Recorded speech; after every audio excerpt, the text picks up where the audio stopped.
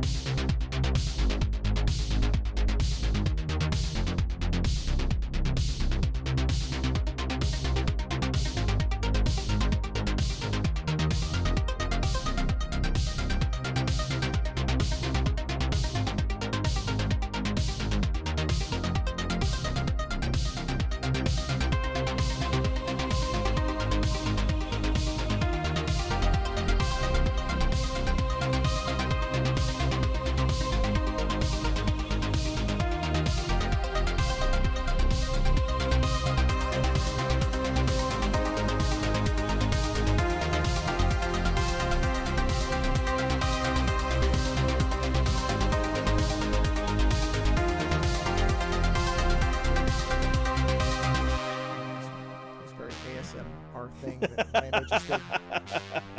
Nobody will hear on the actual show, but yeah, that was, yeah, you should you didn't like my you should do that. You should just do a loop of you saying words like that and put them on voice. put them on YouTube or something, or TikTok. And I would, yeah, you know what, I found out that my bet money that if you just literally recorded, this is the stuff that gets a lot of traction there. If you just record a word where you lean really close to the mic and you say something, any word, you could literally take a diction. You should take the dictionary. And the first video, and not with you, but just like the first thing you put is just you reading the title of the dictionary and the year, and then do a word every week. Whatever time, same, and I bet you within a month, you have people that are watching that all the time. Maybe I'll do it. Maybe I'll do it just to be a scumbag about it. Yeah, go for it. I actually found out my... Well, I can't because TikTok's banned me or something now, so whatever. They banned you? I don't know. What did you do? No. Were you trying to put your genitals on the internet again? No, listen. I did a 5 on this. And I basically said, this must be, I said that the puppet master is in the system and it's saying you are too old for this, get out. And it's you know, which, and then I watched Ghost in the Shell on 4K, man. Which holy shit does that thing look great on 4K. Anyway, because I thought that, so funny. Like, I have to watch Ghost in the Shell. How long did that last before you got 2 kicked weeks. off? Look, the thing is, now I'm going to try it again right now. But the funny part about it, because and this is as close as I ever get to conspiracy theory stuff, but the day that Biden signed the bill into law is when it suddenly happened. So I almost wanted, see, here it is. I just tried it again. Your account was currently suspended, which is just, bad English translation. My hunch is that basically they looked at new accounts because my account was maybe 2 weeks old. And they were like, nope. Okay. If you're going to try to ban us, they probably think I'm a CIA account or something. I don't know how, but I think so. Because both accounts are the same day. And it's either that it says that suspended thing, or it says you've tried to log in too many times. Try again later, when it's the first time I've logged in like 2 days. So I don't know, but I said that's it. I'm done. Unless like somebody's trying to hack your account. Both at the same time with 2 different email addresses and passwords that are like 50 characters long. I mean, I guess, but I didn't get. But then in that case, I would think I would get like a bunch of your password has been reset or whatever. Somebody's trying to log in. You get those things. So I said, okay, that's the universe saying forget it, and then punching me in the face and saying don't worry about it, don't do it. So no, that happens. You'll have to do it. I totally believe that sometimes that the universe does that. So what I was trying to say was I would do that, but I can't. My tattooist doesn't read. Like, he doesn't have the time to read. We were like talking about books and things. And I actually debated like doing an audiobook of my one book just to see if I could do it, because I have the recording equipment. You should try it. To do it. But like, I just don't know if I could. I just know if I can get through a whole chapter without massively fucking it up. You could always just do the Gibson route and monotone it. Who cares? Well, I'm not monotone. That's the problem. We'll see. I've debated it, but the whole thing about saying certain words is very funny. It is funny, yeah. It would be amusing. I would certainly be interested in hearing it, but what kind of? So I rolled right over the promotional people are segment. weird. Yeah. They Oh, are. sorry. Go ahead. Hey, the nice part is it's really easy. If you'd like to support our show, go to supportourshow.com. There you go. It's done. And code Ozone, as far as I know, will still get you 2 months free on Libsyn if you would like to try out this waste of time. So that's the promotional segment over with. Let's see. What do I want to start with? I have 3 different things. I don't think it's a waste of time. I don't think it's a waste of time as long as you do it with the right people. Well, actually, you gave me a 4th thing to start with. I forgot about this. Go ahead.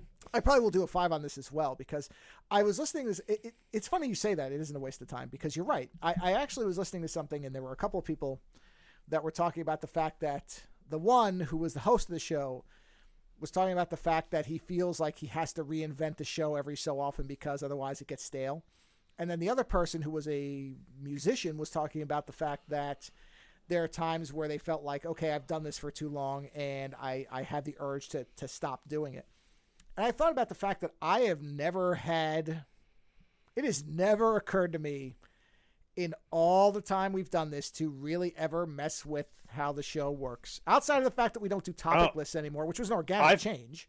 I've been waiting for you to find a better co-host for years. No, there is no better co-host. Nobody else would work long term. I've done the other things like the 5s and the late nights, but those are not changing. Yeah, that's something else. Yeah, and that's the other thing is you've also experimented with lots of different formats. Yeah, but the core show, it has never Listen, occurred to me to change the core show at all. At the end of the day, this is just you and me hanging out talking shit. Yeah, I which think we do anyway. Right. I think what is remarkable is that we've been able to just keep doing it. But like I said, I've never sat there and been like, once we hit 1,000 shows, maybe it's time to do something different. No. I'll tell you something really funny though that I haven't told you yet because I was waiting for it to heal. I got the Ozone Nightmare symbol tattooed on my knee. Oh my God! Ow! On the front?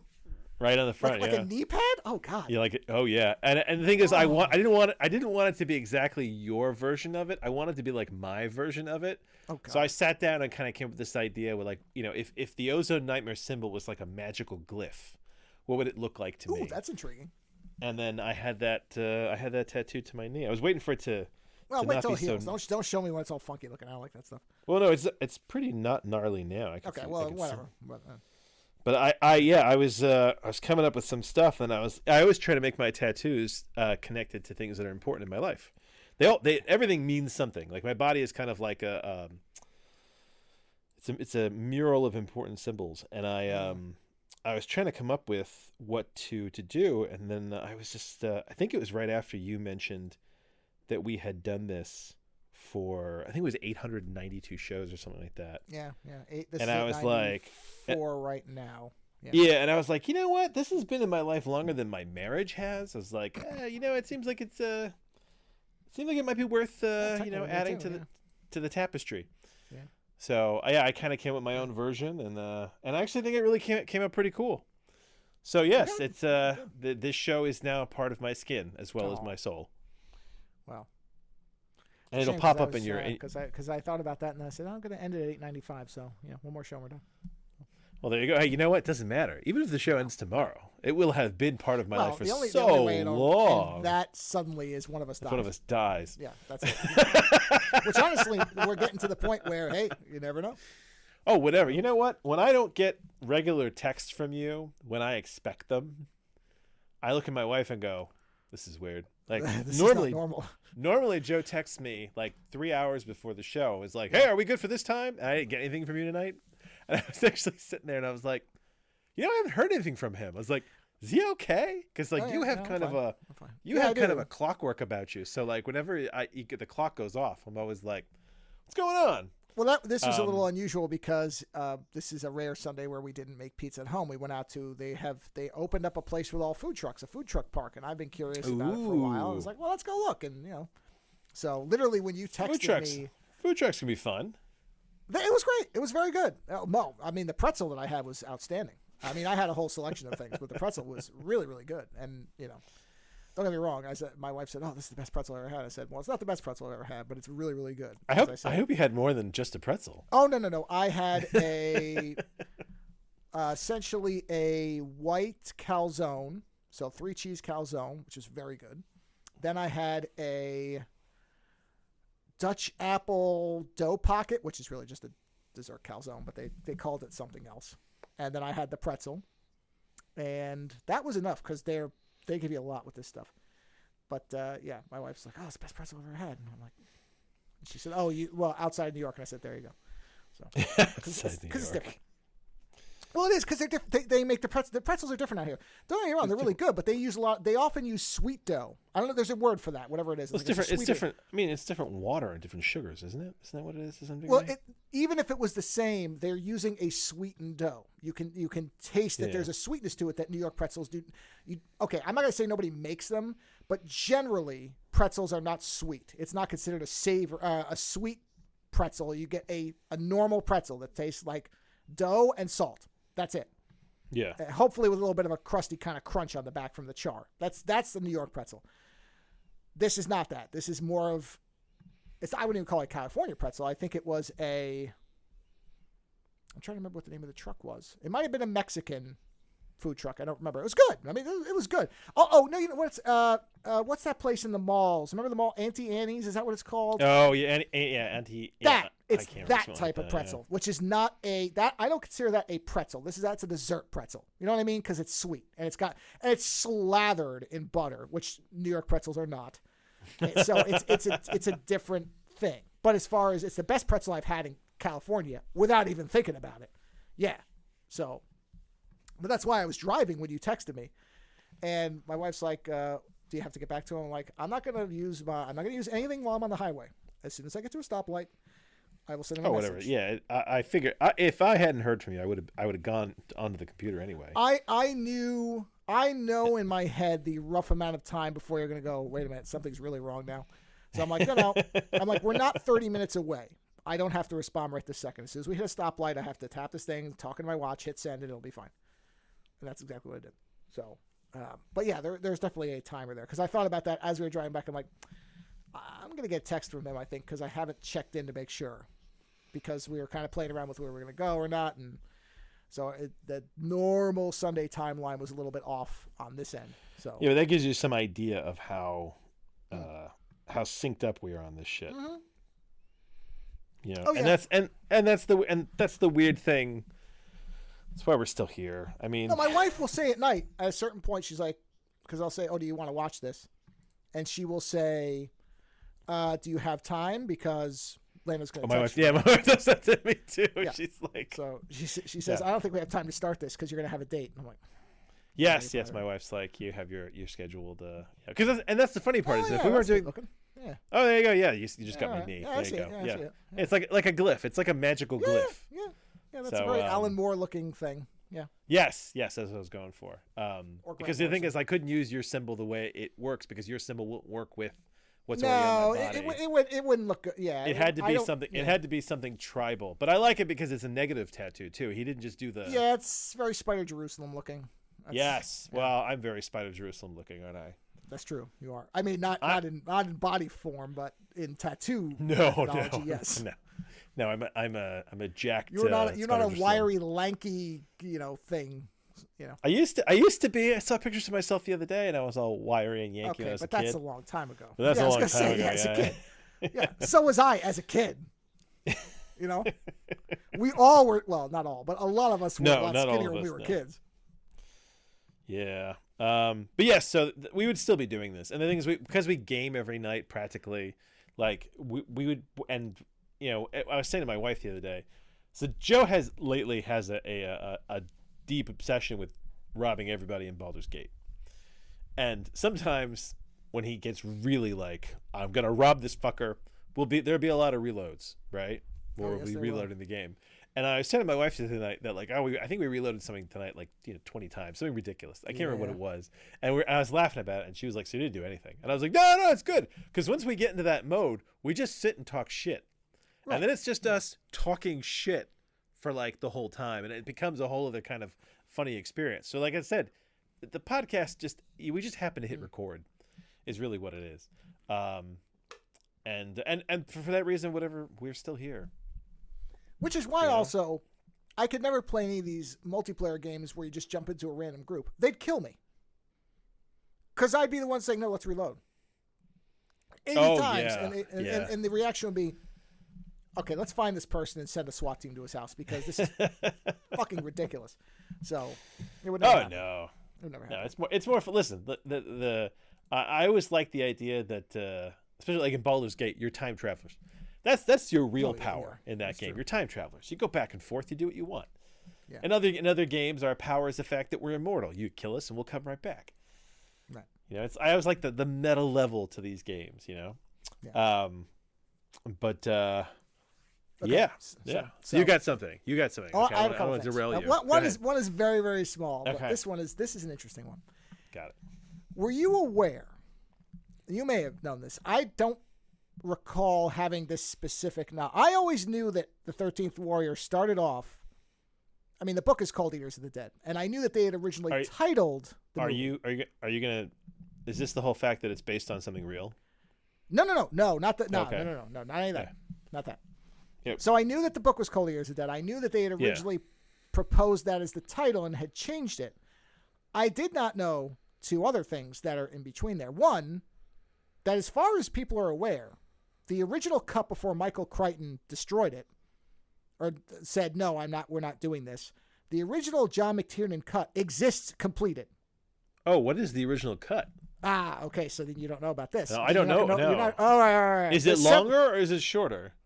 I don't know that it's not, from what I understand, in terms of duration, massively different. But, for example, the McTiernan cut, you know the woman, the witch at the end, who Bolvi fights and she, poisons him? Yeah. Yeah, no. It was an old, heavy-set woman that he just easily decapitates, and they felt that was mean. And so Crichton came in and changed things that are not affecting duration, but significant. Yeah, and the problem with Crichton is that Crichton has kind of a cinematic mind, so he would do that. Yeah. Now, here's the other thing. Yeah. Were you aware that they had released a trailer for that version? Oh, that has clips from it? No. For the original cut with the original title that was completed. Have you ever seen this thing? No, I haven't. Okay. Lando's going to watch this now. Because watching this, you can feel free to mute me because I think the sound is important. So you can mute me for the duration of this, and I'll just keep talking. Go ahead. It's only about a minute. So go ahead and watch it. So what Lando is watching, and I will, I will make sure, because if I don't do it now, I might forget. I tend to be this way. So let me go ahead and do a quick link. If I just type the words in, I'll know to do it. There we go. So Lando is watching the original teaser trailer that was completed for what later became the 13th Warrior, which was originally titled and has in the trailer the title Eaters of the Dead. And they felt, in addition to the fact that Michael Crichton didn't like it, they felt that title would be off-putting. But the important part about the trailer, which I'm linking in the show notes, is it comes off as a horror film. It's got a very specific sound it's using for its transitional pieces. Oh, I see your meaning, yeah. You see what? Okay, so did you mute me for all that? No, I can listen to both. Okay. It's very horror film based compared to... Yeah, but you know what? It is kind of horror-y. No, I want to see this. I want to see this badly. Don't get me wrong. I like what we got.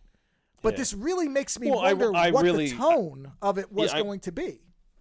I do wonder to what degree McTiernan took it kind of in a more... I don't know. It's a question of what he was using, because the fact that Crichton actually made him reshoot stuff. No. Crichton didn't make him do it. Crichton stepped in and did it for him. Crichton took over. Really? Yes. I didn't know he directed it.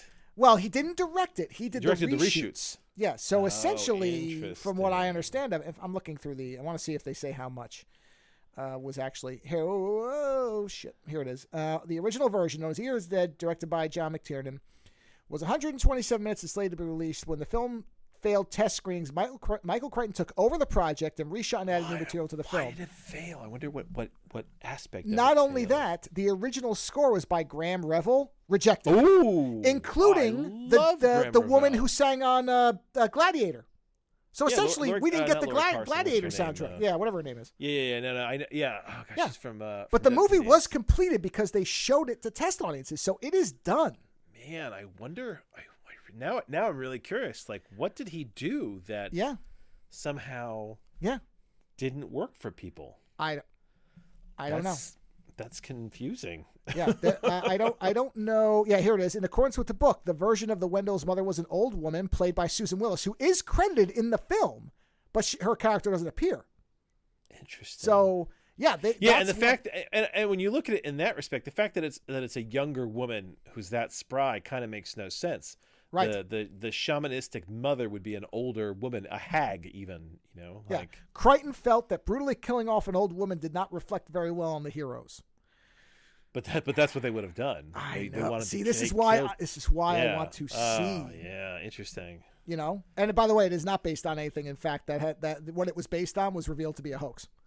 Really? Yeah. Because what's fucked up is that when I did that Viking course, they didn't connect it to this, but there were envoys from the Middle East, essentially Arab men who were sent, because what happened was the Vikings never went into Arab territory, not really, because it was too hot. They didn't like it. It was too far. They kind of got to the Byzantine Empire. Were like, this is good. We like it here. Well, this is as far as we really want to loot. And some of them stayed. But at times they got to the edge of Arab empires and would fucking destroy everything and take everything. And so some of these Arab empires would be like, okay, what the fuck is going on out there?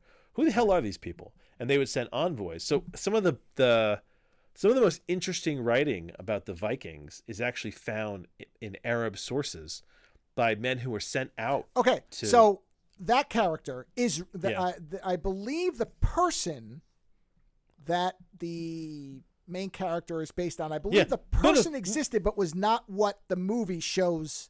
Okay. So it says here, the source novel has become part of one of the most notorious hoaxes in librarianship circles. Wow. The Ahmed Tusi manuscript, which the bibliography says is the novel's source, is completely made up. The name of the translator, Fraus Dolus, is two Latin words that mean hoax and fraud. Since the novel was published in 1976, the University of Oslo, where the manuscript is supposed to be kept, has sent out multiple letters telling inquirers that they have been victims of a hoax. Wow. Yes. Well, okay, so that said, like I said, but I believe that person is real and did that job, just not whatever this says is true. Either way, the Arabs did have connection to the Viking world. Yes. And there's a lot of writing about the Vikings in the Arab world, specifically for the reason I said, where they were like, who the hell are these guys who are raising our outposts? And that's why I'm being specific about, as far as I understand it, I didn't know it was a hoax. A real person. But I also haven't really dug into this movie in a decade. Well, so that's I started diving into this movie.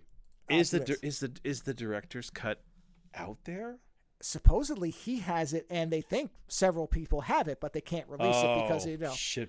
So it's one of those. Yeah. So basically, this is there are two types for people of these types of director's cuts of films. They're the ones that they only existed, let's say, in a work print or a rough cut. The ones that were never really finished. Yes. A good example is the Hellraiser Bloodline director's cut, which you can see. But a lot of those shots are very rough. Some of the sounds bad because they didn't complete it. The rough cut on Alien 3 is but that footage was finished, so they were able to very easily reincorporate it. So that's a completed one to some degree, although they stopped him from doing some scenes. But that's where there's completely different scenes, like the bull as opposed to the dog. Those were done. The effects were done. That's this type of thing, where Eaters of the Dead, by all accounts, was done, top to bottom. And then when they started test screening it, and this is another thing.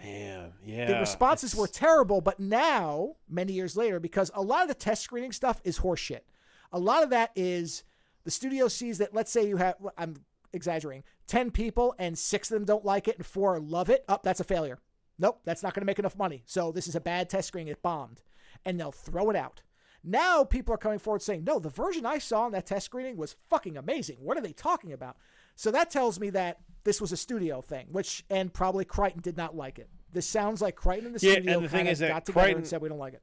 And Michael Crichton had a lot of clout I mean, like he yeah. wrote Jurassic Park. I mean, the guy had the well, fact he that they directed gave a couple of movies that did well too before this. But so also think about it. The fact that they gave the writer the ability to reshoot and direct the reshoots, that tells you all you need to know about Michael Crichton. Right. Yeah. Yeah, and he wasn't a dumb guy either. I mean, like 13th Warrior is a great movie. But I'm absolutely. way curious to know what McTiernan's cut would have been. Yes. Yeah. No, because I always knew that it had been reshot. I didn't know that it was done. That's the thing, is I didn't realize it was completed. I thought that they had stepped in, let's say, I don't know, 60%. Took it away from it before he finished it. Yeah, that they've been looking at dailies and been like, whoa, no. Man, this can't and be there's like no this. commentary from McTiernan on it, huh? Well, McTiernan went to prison and is basically persona non grata, so I don't know what his stance on it is. What are you going to prison for? Oh, he wiretapped some. Oh, there was a big thing with him. Oh no, Oh no, I didn't know. You didn't hear anything? Oh yeah, No. This was a big thing when it. He went to prison for. He wiretapped illegally a producer or something. What did he go to here later? Let's see. Oh wait, that is not John McTiernan. That's John McTernan. That's a politician. Criminal charges. Okay. There it is. It was charged in federal court with making a false statement to an FBI investigator about his hiring of the private investigator Anthony Pecciano to illegally wiretap Charles Roven, the producer of the film Rollerball, around August 2000. Yeah. Yeah. Yep. Oh yeah, McTiernan had. This is from the Wikipedia. McTiernan had been in a disagreement with Roven about what type of film Rollerball should be, and had hired Pelicano, whatever his name is, to investigate Roven's Italian intentions guy. and actions. He had asked the detective to try and find instances where Roven made negative remarks about the studio executives or said things to others that were inconsistent with what he said to the studio. Wow, did he? That I just don't understand how he thought that was going to be usable in some way. Yeah, I don't know, man. It's a whole thing. Wow. So he's been. How long did he get? Oh, I don't think it was that long. 4 months. 4 months in prison. It was but close. nobody wanted to work with him after that. It's basically. Well, that's the thing, is he basically got completely blackballed from it. Yeah. So it's crazy. Yeah, it's crazy. And then one final thing, which I will admit, I never noticed this. I only really picked up on it. Well, okay, I shouldn't say picked up on it. As I was diving through with fervent obsession into all of this stuff, because I'm now so desperate to see this, the version we didn't get, which probably at some point, maybe when McTiernan dies or whatever, we will probably get to see it. But it's going to be a while, because even that, what do you call it? The Jerry Lewis clown movie is going to come out at some point. And what's terrible is when you look at his filmography for McTiernan. Yeah. So I haven't seen Nomads. Which is Nomads? No, I haven't seen that one. I don't know. Interesting. I know the name. With Pierce Brosnan too. Yeah. A French. Interesting. I'll have to. But so he did Predator, which is awesome. Die Hard, which is awesome. Hunt for Red October, awesome. Medicine Man, which is a great movie. Last Action Hero. Okay, now we're starting to have a problem, but there's aspects that have a charm. No, I disagree. I think Last Action Hero is a much better movie than it's remembered for. But go on. Die Hard with a Vengeance, which was a lot of fun. I love that movie. There's another movie that got shit all over. I like it. Thomas Crown Affair. I actually really like the remake, so I'll die on that. No. That's another movie where that movie has gotten a critical reevaluation, and now people regard it as excellent. Whereas when it came out, I think people thought it was okay. But I thought it was good. And 13th Warrior came out, right? Sure, yeah. And then after 13th Warrior, he did Rollerball. Yeah. Which was not a good movie. Yeah. And then he did Basic, which is, as I remember it, a very sort of middling movie. Yeah, it's forgettable. It's not bad, but it's not remarkable. So like it's an interesting career, because he has this like string of just absolutely classic fucking movies. Right. And then it just goes right off a cliff. Yeah, well, not accidentally. And you know what? Actually, quite interestingly, off a cliff with 13th Warrior, because if they took that away from him, well, then and it bombed. And Omar Sharif said it was the worst thing he'd ever worked on, and he retired. He pulled a Sean Connery Extraordinary Gentleman on it. That's a where he shame. went, that's it, I'm done. I mean, he later kind of retired, but he thought it was so bad that he wanted out of it. Why? What's wrong with people? I don't know what it's like to film it. I was maybe say, filming was a fucking nightmare. I have read. I think that McTiernan is not the easiest person to work with a lot of times. No, that perhaps, I understand. Yeah. And Omar Sharif was not young, so maybe he was like, you know what? I think I've done enough of this. I'm too old for this shit. Kind of, yeah. Ironically, a Lethal Weapon move. So yeah. Now, one final thing, which I sort of think I subconsciously realized this, and then it just and then in the course of the movie I just don't pay attention to it. I'm going to send you a picture. Okay. Now this picture is of the 13 warriors, right? So look at that picture. Hold on. And you'll note that one of those characters vanishes about 20 minutes into the movie. You see which one it is? Is it the really tall guy on the right? Nope. It's funny, you're not even seeing him. No, I'm trying to figure it out. Is it the little short guy between the two tall people? The child. It's that kid. That kid is part of them, and he just disappears. And far as I can find, there's no explanation for it. I remember him being picked in the scene because I remember that kid. And then he just vanishes. It's noted, and people were like, what happened to Half Taff the Young? His name is Half Taff the Young. He just vanishes. Weird. And there's no explanation for it. Oh, I wonder if he's in the I wonder if he got killed. If he gets killed early on in the director's That's what I'm saying. So this is what I'm saying is I'm sitting here going, "Oh man, I wonder what's in this movie." That just went right over my head. I'm annoyed now that I never noticed it. Because, you get caught up in the movie, you don't think about it because like I said, he disappears really fast.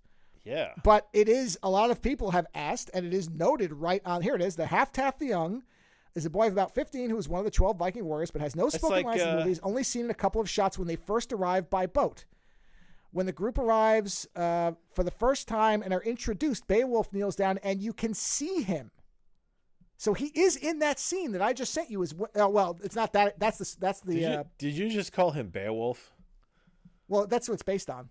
That's what Crichton said he based it on was Beowulf. Yeah. Okay. So but you're talking Bolvi. Yeah. So whatever. Yeah, same thing. But yes, Beowulf. His name. The funny part is the name is spelled like a bad version of Beowulf, but it said Bolvi, which is really. But this is almost like U571, where John Bon Jovi disappears about like half the movie. Exactly. And you're it is like that. What happened to Bon Jovi, man? He was on the submarine. Where'd he go? Okay, so here is the actual image from the film, so you can see he is in. This is the last time he's seen in the movie, is what I just sent you. Which is, if you look for Half Taff the Young, 13th Warrior, you'll see. Oh yeah, the short over his shoulder. Yeah, he's right there. I bet you he was killed in the first night. I agree, which makes me because that. Yeah. See, this is what I mean is based on the trailer, based on everything that's been said, it feels like McTiernan made a savage film. Like a Viking film. He made a Predator movie. Yes. And, I wonder if the scene with the woman that Antonio Banderas sleeps with is the same. Is it different? There's lots of things that this now makes me wonder about what Crichton objected to. Because if he's saying you can't kill an old woman because it doesn't look good, I'm like, Because if you think about it right now, let's connect this with Predator, right? Because I just saw Predator recently. Yes. And Predator has a lot of interesting DNA like in connection to 13th Warrior, because Predator is a movie where you get a group of warriors, right, brought in for a situation, and that in Predator's case, situation they aren't necessarily prepared for, against a thing that turns out to be extraterrestrial, whereas in 13th Warrior, the reverse is they think it's supernatural and then they realize it's not, right? But what McTiernan does in Predator is he tries to give you personality for everybody as quickly as he can before he then starts killing them all off, right? And in 13th Warrior, it's kind of the same thing where he's trying to give you personality elements for all these people before he gets rid of them, because that's the kind of movie it is. Yes. So there's actually a lot of interesting DNA between those two, right? And how he handles them. Of course, Bullseye dies at the end of 13th Warrior, whereas Arnold is the only one that lives. So wait, does Bullvine not get poisoned by the? Well, that's what I'm wondering is because who poisons him then? Yeah. Because from what I understand, he still dies. But I almost wonder. Is the ending completely different? Let me see if I did read something where McTiernan said that it wasn't that different. But what does he mean by that different? Does he mean that the scenes are laid out the same? You know what I mean? Yeah, she still gets poisoned by. It's just a large older woman, which I mean it's believable still. No. From what I understand, there is no duel. That is gone. So that right there that's a big difference. From what I read, that there is no final duel with a woman. Oh wow! So that makes me think that there's a scene where they just descend on this woman and chop her to bits, and probably Crichton went, "Oh no, you can't do that." I don't know. The fascinating part is, I'm curious. God damn it! And it's not out there. That's the thing that's most annoying about this. Yeah, the only thing is he had said that. Where is it? He said there was a quote from him at one point where he said, "There is a director's cut that's completed that's out there that people can see." I am fascinated. I wish I could find Oh, okay. Here's some things for you. Sure. Was it the main character is a Muslim, and all the Muslim themed music was cut from the movie? Yeah, that's because Disney owned Touchstone. I did hear about that. Yeah, they were uncomfortable with the Muslim hero. Yeah. So all that. So Graham Revell and the woman from Dead Can Dance, because that's what I know. They probably did a very sort of Dead Can Dance soundtrack for this. There is a website. It's in French though that has a reconstruction of it. Damn, I can't read this. Oh wow! Okay, listen to this. This is interesting. Yeah. McTiernan and Crichton could not agree on the direction of the film and would shoot the same scenes over each other like children. Oh my God. The final scene with the mother has two different versions, a sexier one that you see in the movie and a more heavier, gritty one like the statues. Crichton was very uncomfortable with telling a story with imagery and wanted dialogue instead. Oh. That figures. Oh my God. Yeah, that's fucking awesome. That's unbelievable. that the fact they were directing the same scenes. That's crazy. Oh, that's so nuts. I mean, yeah, that's nuts. Wow. Yeah, well, so weird. Like I said, this information, by the way, comes from the 13th Warrior Extras interviews. I'm going to send this link to you because you might want to watch these. At some point, this is the whole on YouTube. This is a whole. Come on. Ooh, this thing will translate it. Okay, this translates to English. Okay, hold on. So what is the ending? Should we burn the dog? What? Whoa. Okay, I'm just going to give you the titles of these cutscenes, okay? Okay. These are the titles. Now, this is translation, but basically only the first 11 are... Oh, thank you. Only the first 11 have descriptions. So but I'm going to go from, so basically a true story ? Is the first chapter or first scene. Narrative of the poet. That sounds fine. Old Baghdad. I think we got that. The attack on the caravan by the Tartars. We got that. Arrival at the Viking camp. A lot of these sound the same. Funeral. The rivalry between Bolvi and Thorkel. The gag of the water rubbish. What? I don't know what that means. Hold on. Let me. Oh, that's where they're all using the same bowl. Okay. So I'm going along. Oh yeah, apparently that scene went on way longer in the Tiernan cut, by the way. Yes, that's what this is saying, is that it's much longer. So let's go to the parts that are getting interesting. So basically, so are these the scenes from the other cut? That's what they're saying, because this is supposed to be reconstructing the details of the cut scenes. Here's where it gets interesting. The final battle, collective suicide, but there's no description. Should we burn the dog? Departure, the Arab generals.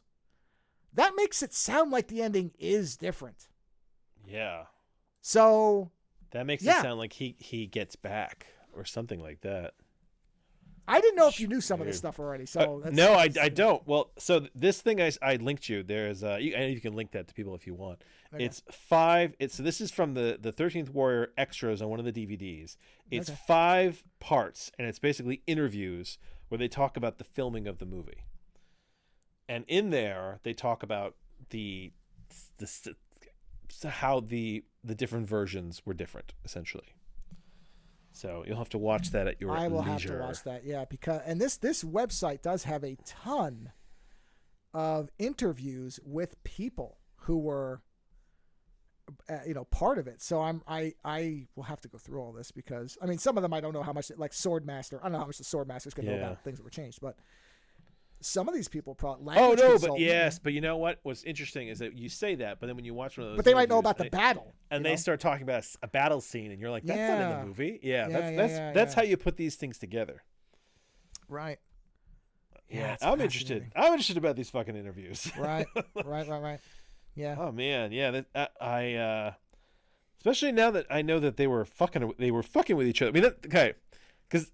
That says to me that it's more than just a couple scenes. If they were filming the same scenes across each other, then there's got to be some other shit going on here. Oh wow, they interviewed one of the actors. Oh, this is fascinating. Do they talk about any of this stuff? Yeah, they shot the second Wendell attack in pitch black, right? Yes, that was correct. There was no extra lighting, only from torches and fires. Oh my God, that must have been wow. Holy crap. Yes, I mean, like when you actually do start to pull some of the details out, you're like, oh no, this is different. Why did they change the name? The story was they agreed on a name that had more popcorn in it, a way to sell more movie tickets. Oh man, yeah, and Disney was involved, so this all makes sense. Yeah, wow.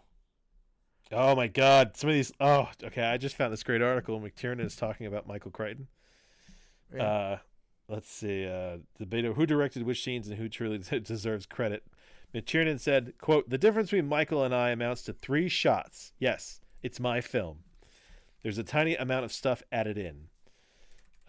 Look, Michael is dead, and I don't want to say unpleasant things about him. Okay, that explains that. But he had a need. He was an extraordinary novelist, and he failed as a filmmaker.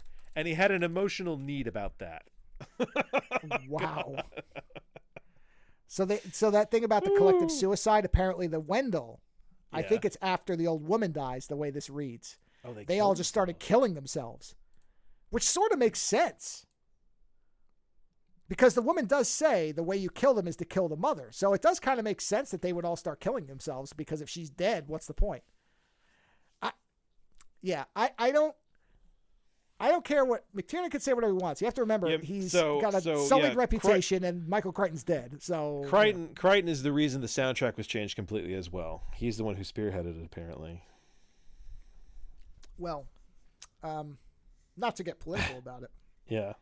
But Michael Crichton, from my understanding, was a bit of a alt-right type. So was he? Yeah. Yeah, from what I understand, if I remember, he thinks that all climate change stuff was nonsense and it was a mass conspiracy.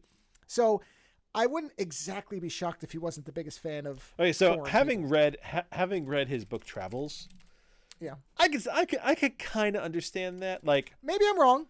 I could be wrong. You know, he was very smart, right? But that doesn't mean that he was smart about everything. Yeah. So. Yeah, and that whole thing, he did. I do remember reading something about him, that line, the idea that he really wanted to get into movies. I mean, he thought of his movies cinematically. Which is weird because I don't know. Okay, and here, this is another thing that makes me throw some doubt on McTiernan's statements. I've seen Michael Crichton films, and they're not bad. They may not be McTiernan's favorite films. But I think that's the thing is there are Michael Crichton movies, but they're not hits. Yeah. Wait, so Runaway. So is Runaway his 1984's Runaway? Hold on, I want to see what he directed. Here, science fiction movies. He did Runaway and Physical Evidence. I don't remember that one. Hold on. Yeah, Runaway is a good movie, but it is a bit of a... I thought that movie made money. Hold on, I could be wrong. No, this is a fascinating rabbit hole. See? We never have nothing. Director. He did 13th Warrior. Looker's a great movie. Runaway, director. Looker's. He did Westworld. He did the original Westworld film. That's not a bad movie. He did Coma. I mean, these movies all are. If you look at the ratings, movies, so here's the thing. So here's the thing, right? When you do your own work, right? Yeah. you have a better sense of what you're handling because it is your work to some degree. Some people, when it's their own work, they're afraid to edit anything out. But Crichton was pretty good. Westworld is a good movie. The problem is that the show is so fucking good. Yeah, well, it makes Well, but the show didn't exist when that came out, so at the time. But the idea of Yul Brynner as the bad guy, I mean, that movie is And Coma is a good movie, but it has become kind of a forgotten movie. Yes, well, the problem is he made a lot of movies that are very reflective of their time that they were made. He wasn't good at covering. Looker is probably the most prescient. I haven't seen. Oh, you should watch Looker because it basically foretold all the stuff of digitizing actors and everything so far ahead of what you. I mean, don't get me wrong. The technology it looks like of its time. It does, but it's and the light gun that they use to make people lose time is fantastic. It's a wonderful. I reviewed it. It's got a great cast. Albert Finney, James Coburn. Albert Finney is fantastic in that. Yeah, it's great. So I mean. Listen, Michael Crichton was a very smart guy, but he had a vision for what he wanted his stuff to look like. And at the end of the day, McTiernan did McTiernan wanted to make an adaptation, and it sounds like Crichton wanted it to be closer to his vision of things. But that said, now that I think about that, maybe that's not right, because Crichton also signed off on changing Jurassic Park quite a bit, and then wrote the sequel to the movie, not to his own book. Yeah. So, I don't fucking know. I'm at a loss. And so maybe that's right. You know what? Runaway did lose money. Oh, did it? So, but that Runaway is a good example, right? Because Runaway.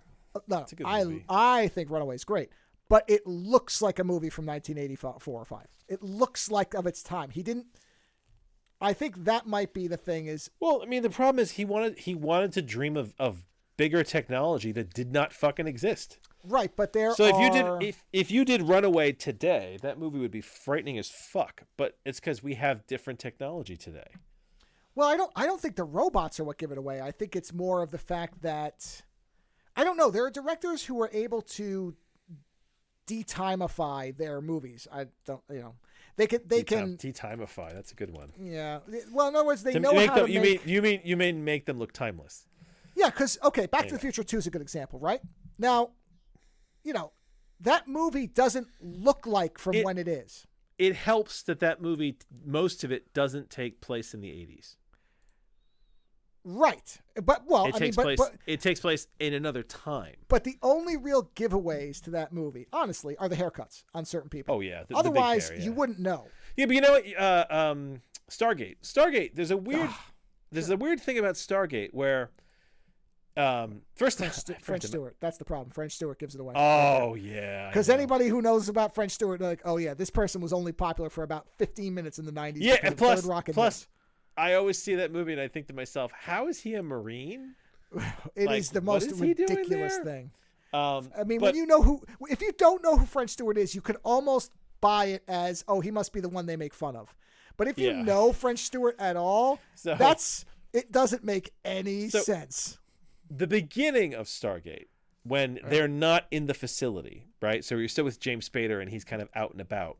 You know what? It is the 80s, but it's like it's not so bad because you don't see much of it. And then once they get in the mountain, there is a timeless aspect to that. Yes. Even though my wife just recently realized that Stargate and Atlantis, the Disney movie, are the same movie. Oh well, she was like. Because even there's a shot where Spader comes out and he's got his suitcases and it's all raining. And my wife's like, "Did they just?" And she couldn't remember which came first. And I was like, "Oh no, honey!" I was like, "They copied this movie."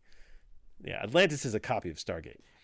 I'll tell you because we had talked about Stargate. One little thing that I had forgotten to mention we were talking about. There's one thing that I always remember about that movie that I find to be. I would love to know why. This one specific thing is said the way. Do you remember when Spader you probably remember this. You remember the movie the same way I do.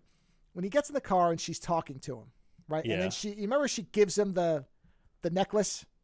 Yes. From what? Oh no, she gives it to him when he's about to leave. No, I'm from just saying. Stargate. But after, so when she convinces Yeah. him, and and he's doubtful all this stuff, and she's telling Yeah. him about it, and there's a point where she gives him the necklace, and she says, "I found it with Stargate." She doesn't say the Stargate. She says Stargate like it's her friend. And I really like the fact, and I don't know whether she just, because I don't know whether that actress had. The reason I think she says it like that, this is my own theory, Yeah. is because at that moment, saying the Stargate implies that there is more.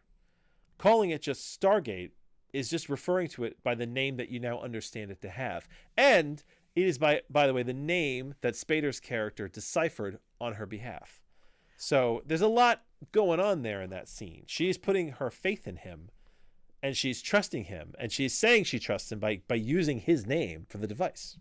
I always just took it as she considers it a person, like a companion of hers, because she's been with it for so long. Yeah, as I say, she's also been with it for most of her life. Yeah. That's what I always read to it, and I like it because it's almost like a pet name for it. Like, yes, it is its name. And he sends the necklace back, which I always love. No, it's great. Yeah. But I always think about that. I'm like, I love that line. I wonder if that was how it was written, or if she just omitted the because she doesn't necessarily speak English natively. And they were like, you know what? We'll leave it. That sounds good. I don't know. I'd be curious. Well, either way, Stargate ends up being a rather timeless movie. Yes. And it's all based on this. Actually, it's not true. The most 80s it gets is when you're in Kurt Russell's house. It's pretty 80s there. Yeah. But it's so dour that it's very easy to miss. Because it's not like 80s pop. But the thing is, so that aspect of making a movie timeless is all about trying to remove it from its cultural pop icons. I just found the shooting script. Hold on. Oh, did you really? I did. Where was it? There's websites for this type. It's scriptslug.com. So yeah, here's it's photo. It's somebody scanned it. So yeah, shooting draft revised 9/25/93. So I mean, whatever. But I'm trying to see. Wow, yeah, this is definitely a shooting script because holy crap, there's just lots of descriptions. The point of origin is not inside the cartouche, but below it. You're trying to find. Oh, sorry, I thought you were talking about 13th Warrior. You're talking about Stargate. Okay. No. I wonder if that exists too. But I want to see if the. You want to know what the line script, is? I'm just really curious if it's there. It's getting about a third of the way. It's probably about a third of the way. Yeah, and I feel like this is where the Stargate rotates. Okay, so this is right before they step in. Oh, wow. Yeah. I love the descriptions sometimes. You don't ever see this stuff because, you see the movie. But Daniel, before our eyes, we see, all caps, Daniel broken down to the molecular level. He enters another dimension, a fourth dimension, traveling over millions of light years outside of our own time continuum. We then enter a gigantic black space floating until a sun-like light rushes, all caps, towards us, engulfing us. The screen burns, all caps, to complete and total white, all caps. Yeah, see, I like stuff like that because it's really interesting. Oh, he was supposed to be in horrifying pain when he came out. Well, that's not the same. Okay, so it would have to be right before that because she gives it to him right before he goes in, right? Oh, yeah, here it is. Yeah, here it is. Right before she... Bring it back to me. Oh, no, she doesn't say any. Oh, yeah, here it is.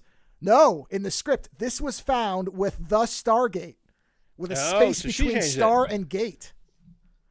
There you it go. has always brought me luck. I remember that line, and he says, I couldn't, and she says, bring it back to me.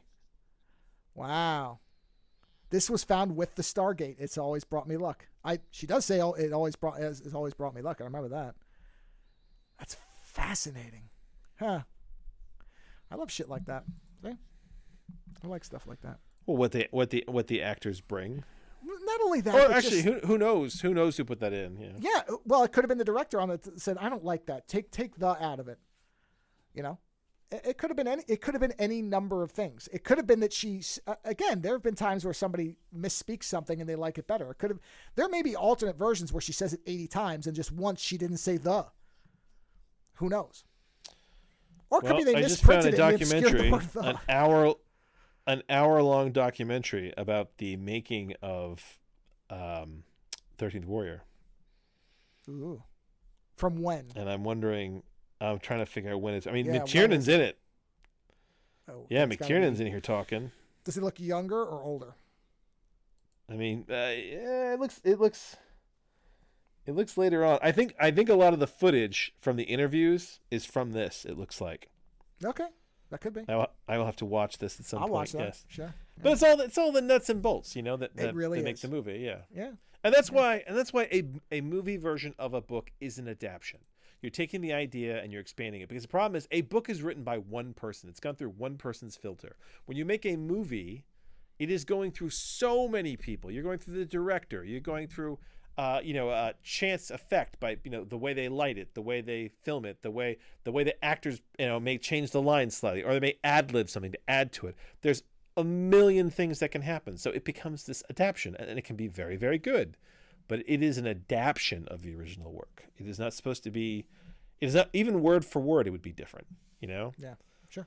So I'm cool with that. And I do think that writers should not be directors. I know that's probably going to sound shitty, but I don't think you should direct your own work.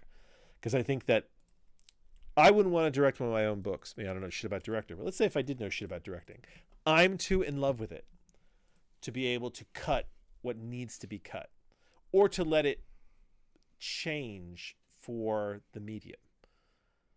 Do you know, like? Well, it would be. It would.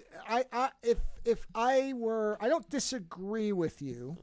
I think if I was a producer, and the writer said I would like to be considered to direct this, what I would do if I was doing my job properly is I would read the book, and I would probably read it and have two other people read it.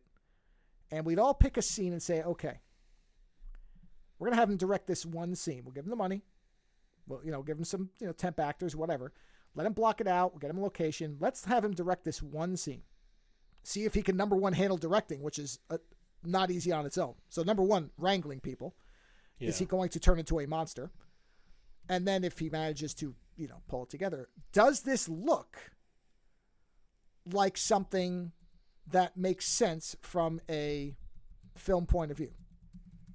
And I think you can base a lot of it on that. And I think if you have a couple of different people looking at it who understand film and the language of film and the way movies are supposed to work. Yeah.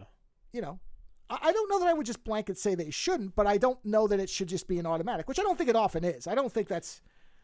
For me, I just think it's about loving it too much. Well, it depends. Not everybody might love their work the same I got way you do. By the way, the soundtrack for the original soundtrack by Graham Revell is it available? Is on YouTube. Oh, sensational. Yeah, it is. I'm actually sensational. I'm is that woman prominently in it? Because I love her voice. I mean, it's it's very different. All right, I'll listen to it. She hasn't popped up yet. It's just. Well, I was going to say though, it's not like she's all over Gladiator. She's just in a lot of it, so it could be that she's deployed strategically. But that's great that it's out there. There apparently there's tracks of it out there. Good. So you can find it. So it's not. If you look for the original soundtrack, Eaters of the Dead, it pops up. The music for it is there. I will probably listen to it tomorrow. So I like, it's funny when there's like all these traces of an altered reality kind of ghosts there, of the old versions. Yeah, they're just still the out mirror there. Universe things popping up. Yeah, that's really what it is. It's the whole. To some degree, has a choice. If they changed reality around you, what would be the little bits left that would denote what the previous reality looked like? You ever get that? Yeah. Oh, sure. Yeah, of course. For when I was younger, I watched the TV version of Dune, right? The original Dune. Which is a different cut, right? And this is when I was a kid. I didn't understand there were different cuts of movies. And then I sat down one time and watched the theatrical cut at home, and I realized that there were huge pieces of this movie missing. And as a child, I remember thinking to myself, what the hell is going on here? Because when you're that young. This is like the inverse of the Mandela effect thing, where you're remembering things that never were, but then there's parts where if you happen to watch a TV version of something, you remember something that then you never see it. You sit there and go, oh, I must have had that wrong. Well, no, you weren't wrong. Yeah, well, that's the thing. The Dune TV version had extra scenes because they did like this elongated version of it, right? I can't remember what it was, but like they put all these extra scenes in. Well, because that's the version I have. Is most of that's incorporated. The Spice Diver edit is 3 hours long because they incorporated most of it back in. And they did a lot of that for the kind of extended movie TV cut they did. It's almost like a miniseries practically. And then there's the theatrical cut, which is shorter. But as a kid watching those two versions, I remember seeing Clue, which famously has 3 endings, and I saw it, and a friend of mine saw it. and nobody really knew. I didn't know there were multiple endings, and neither did the person that I was talking to. And this person was describing the ending. I'm like, what are you talking? That's not the ending. Did they miss the other endings? No. The original, there weren't. No, you didn't get them all. You only got one when it came out in theaters. They played really? Different. Yes. No, I didn't know this that. This is famous. Oh yeah, no. Originally, you didn't get all of the endings. You got one of them. Yeah. I did not know that. No. Shit. When it was originally released, it was you didn't know which ending you were going to get. That was the beauty of it. That's very funny. Yes, here it is. The film was released theatrically. Each theater received one of the 3 endings, and some would actually tell you. The one I was in and the one he was in did not. They would tell you which ending you were going to see, which I think is stupid. Funny. I don't know why you would ever do that. Oh no, it wasn't until it released on home video that it gave you the whole, or it could have happened this way.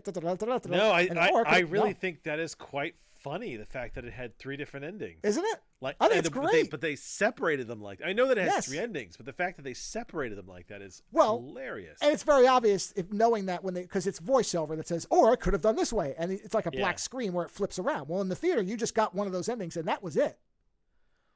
Wow. Which is more in line with what the game is. Yeah. Yeah. Oh, you're learning all kinds of filmic knowledge tonight. Isn't that nice? That's weird little film trivia. Yeah, stuff I missed. Yeah. Oh yeah. Yeah. I remember that because I wouldn't have known that from when I was younger, except for the fact that I had this discussion with somebody and he's describing the ending and I'm sitting there going, that's not what I saw. That's not my fucking ending, man. No. What are you talking about? No. Yeah. Because neither of us saw what's considered the true ending. We both saw the true ending is where Tim Curry is the bad guy. Well, that's where everybody is involved. Yes, that's the one. That's the real ending. The one that I saw was the one where what's her name? I know the actress. Peacock, Mrs. Peacock. Yes, yeah. I saw the one where she was the one who did it. Got it. And he saw the one where the Scarlet was in charge or whatever. That Scarlet had other people doing it. So what's considered? Okay, so he saw what's called ending A, and I saw ending B. Neither of us saw ending C, which is what really happened, is what it's called. Yeah. So, and it feels like they're moving the chess pieces around on the board while you're sitting there. I'm telling you, man, we were getting heated because sitting there and when we were both right. You're remembering it wrong, dude. And there was no remember there wasn't really internet like there is now. There was no internet when Clue came out. Yeah. So that's no way. You had to wait for it to pop up in I was gonna say Slash magazine, but that was a horror magazine. Well, what ended up happening was this is terrible too. Number one, it wasn't that big a deal, but then we both had a third friend who saw it and they saw my ending, so we basically agreed that that he must have seen, because we did know enough to say that sometimes they would have different versions. So we saw, you must have seen like a test. So then it was like he saw a cool thing. We were like, you must have seen a test version or something like that. You saw the special version. Well, because this is the other angle that sort of supported that. He saw it in the city. So he had gone to like a midnight showing where a friend of his worked at the theater. You saw it in the city. That's where it's real. Well, that's what I mean, is he went because he knew somebody who worked at, I don't know which theater it was in New York City, but one where they would do kinds of stuff like that. So then isn't it amazing? The shit that adds sort of like mystique to something when you're a kid. Oh yeah. When you get older, you're like, oh, what the fuck, whatever. Yeah. Well, okay, no, I'll be honest. If I got to see a test version of a movie now, I'd be excited. That would be interesting. Yeah. But I'm saying when you were a kid, thinking that just because he went to the city, you know what I mean? Like. Oh yeah, of course. Yeah, sure. Right. But that's what I'm saying is the only reason I knew, or later figured out, oh yeah, that's what it was, is because I happen to know somebody who saw the different version. Well, it's like catching Highlander. Because I'm pretty sure that the ones in my area were all the same. You know what I mean? Like I'm pretty sure the theaters in a local spot all had the same one, but maybe they didn't. Maybe they randomized everything. How the hell do I know? When I was a kid, the first time I saw Highlander, I caught Highlander in pieces. I never, because it was on TV at night, right?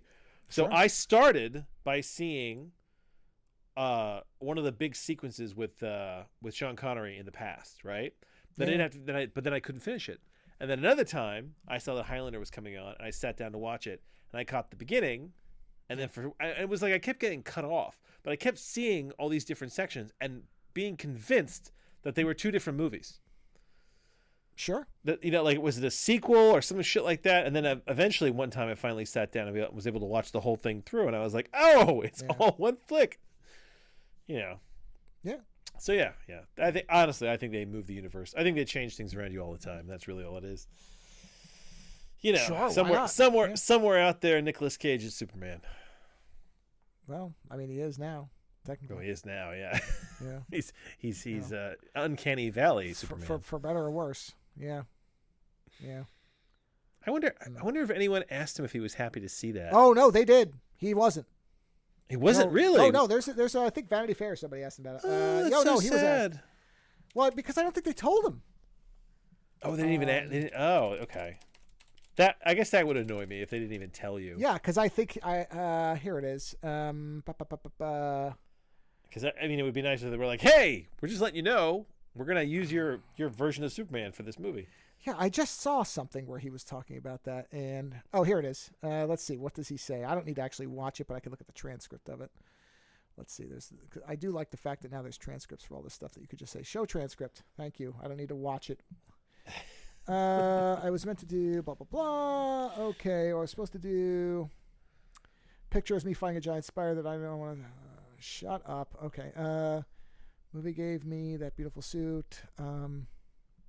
Okay, here it is. Here it is. AI is a nightmare to me. It's inhumane. You can't go more inhumane than artificial intelligence. So, were you okay with it? Well, I don't think it's AI. I just think that they did something with it. And again, it's out of my control. I literally went to shoot a scene for maybe an hour in the suit, looking at the destruction of a universe and trying to convey the image of, so he did shoot something. And then they just did more with it. Oh, that's interesting. I didn't realize he did some of it. Wow. Huh. Yeah, so basically he went in and looked distressed that all the universes were melting, and that's as much as he did, and then they just extrapolated it out. So, okay. Yeah, well, interesting. Did you see the story about apostrophes being banned from street signs in England, in a small town in England? No. The locals are protesting they keep inserting apostrophes. So, hold on. Is this because okay? You get some pretty funny names. Yeah. Yeah. Well, no. It's not that, because they're saying it screws up geographical databases somehow. Apostrophes apparently mess with these databases. The fact that it's St. Mary's Walk. Yes, it does something. But there's two parts to it. One, I think it's adorable because it's a very British thing that the locals are rebelling by inserting apostrophes. Manually. They're putting them back. Yes. Yeah. That's number one. But if you look at that story, scroll down till you get to the third image of a person and read the caption. It is the funniest thing. Is this the old couple? No, underneath that. Read what the description of that picture in the small print is. Is this about Ruby Wang is ambivalent when it comes to apostrophes? The way that's written, it doesn't refer to what it should have said was Ruby Wang is ambivalent when it comes to removing apostrophes from street signs. It just comes across like she doesn't give a shit. She doesn't give a shit about apostrophes. Yeah, because I'm not from this country, it doesn't matter because it's the same pronunciation. But it's hysterical. That caption is hysterical because the picture ownership. It's St. Mary's. It belongs to her. No, I know. I know. Look, I don't. Whatever. I guess there's a technical reason there is. It's fine. It is comedic to me. It's the whole idea that they have to break the language to make it fit for the computers. Yeah. But you're kind of like, yeah, but this is the language. But what I do love is that so many people have seized on it as the end of everything. Because the quote was, here's the quote. Everything. If you start losing things like that, then everything goes downhill, doesn't it? I don't know about everything goes downhill. And then to see Ruby Wang is ambivalent when it comes to apostrophes. I'm like, oh, this is hysterical. This is fucking Douglas Adams. Especially if English is their second language. I mean, no, I know, but it's just it's a funny caption to read as an English speaker because and plus the picture. But you know what? We're going to lose a lot of English grammar over the next 40, 50 years because there's a lot of English is complicated and it's weird. But I tell you something, a lot of stuff. I'm not ambivalent about apostrophes. I fucking hate them because I can never remember how to use them. So I would be fine ditching these things. I know how to use them, so I know they're important.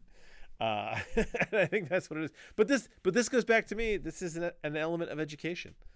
So earlier we were arguing, but we were talking about this idea that we cannot consider ourselves, when we think about the decision making of a mob based decision making, because we are too informed to understand how a mob would approach a situation. Just so people know, this wasn't previous. This wasn't earlier. No. You forgot it. Like it's an alternate version of what we were just talking about. We were talking about something before the show. I don't want to invoke what we were talking about on people where they're like, "Wait, I don't remember that," and we're talking about it like it was. And Joe specifically said to me about this one subject that I am too informed to have a clear understanding of how most people will react. Correct. And this is a case like that, where most people these days don't want to have to deal with the nuances of grammar. Most people want just enough English to be able to read merrily, right? And the thing is that we almost get to this point where when you're too educated and you write, you start doing things that people don't understand. You start using words. It's like when you use a word that nobody knows. It's like muscular. Like yeah. But you start using these big words that like only English majors know these words, or people who are have a vocabulary fetish. Like scopic, great word. Yeah, never knew about and it's like yeah. So you're using this big word, and then most people don't know it. So when you use it in a book, a lot of people will just skip it. They'll just skip it, and they'll figure out what it means loosely from the context, and then they'll just keep going, right? But it almost pays you to be able to write in a more common vernacular so that people feel that it's more accessible. I mean, this is, to some degree, this is why Harry Potter did so well, because when it came out, it was supposed to be for kids, but teens, adults, everybody grasped it because the writing was very simplistic and it got more complex as it went on, and people kind of went with it. But it's this idea that, if you're too good at something, then you almost no longer understand how most common people will approach it. So it's so like you say to me like fucking apostrophes, and I'm like, yeah, but apostrophes are so important, but they're important to me because I know how they're used. They're less important to you because you don't understand what when they're going this way or that. So it's So it I have enough of my brain trying to get then and than straight. I barely manage. I know one is temporal and one is comparative. I know it's still annoying to have to sit there and calculate it like goddamn trigonometry. Yeah, whereas I don't need that anymore. It's just stuck in my head. So when I'm writing, I do it correctly.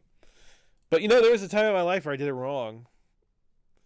Well, sure. And you just get better. But the problem is you get, in 40 years, if I'm still alive, the way I write may not make sense to readers in their early 20s.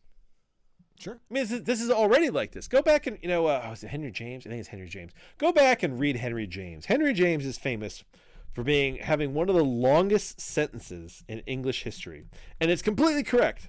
Let me see if I could find it. Longest sentence. Yeah, here you go. He was a master of the comma, right? And he wrote irritating sentences. That's what I love. Oh my! This is real. Oh yeah. Yeah, Henry James was excellent. Would you like to read this, or shall I? Is this the trying to recover here one? No, it starts with the house had a name and a history.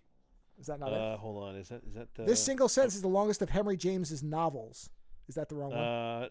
I'm trying to find it. Which link did you open? Crap! Yeah, it's really long. It's like a paragraph. But they've got a graph next to it to explain how it's structured. Yeah. Here, look at that. Yeah, is that it?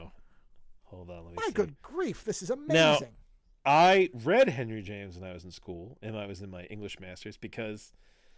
Oh yeah, that's it. Yeah, there you go. All right, yeah. all right. Wait, hold on. What book is that from? Is that from? Does it really say what book it's from? No, it doesn't say.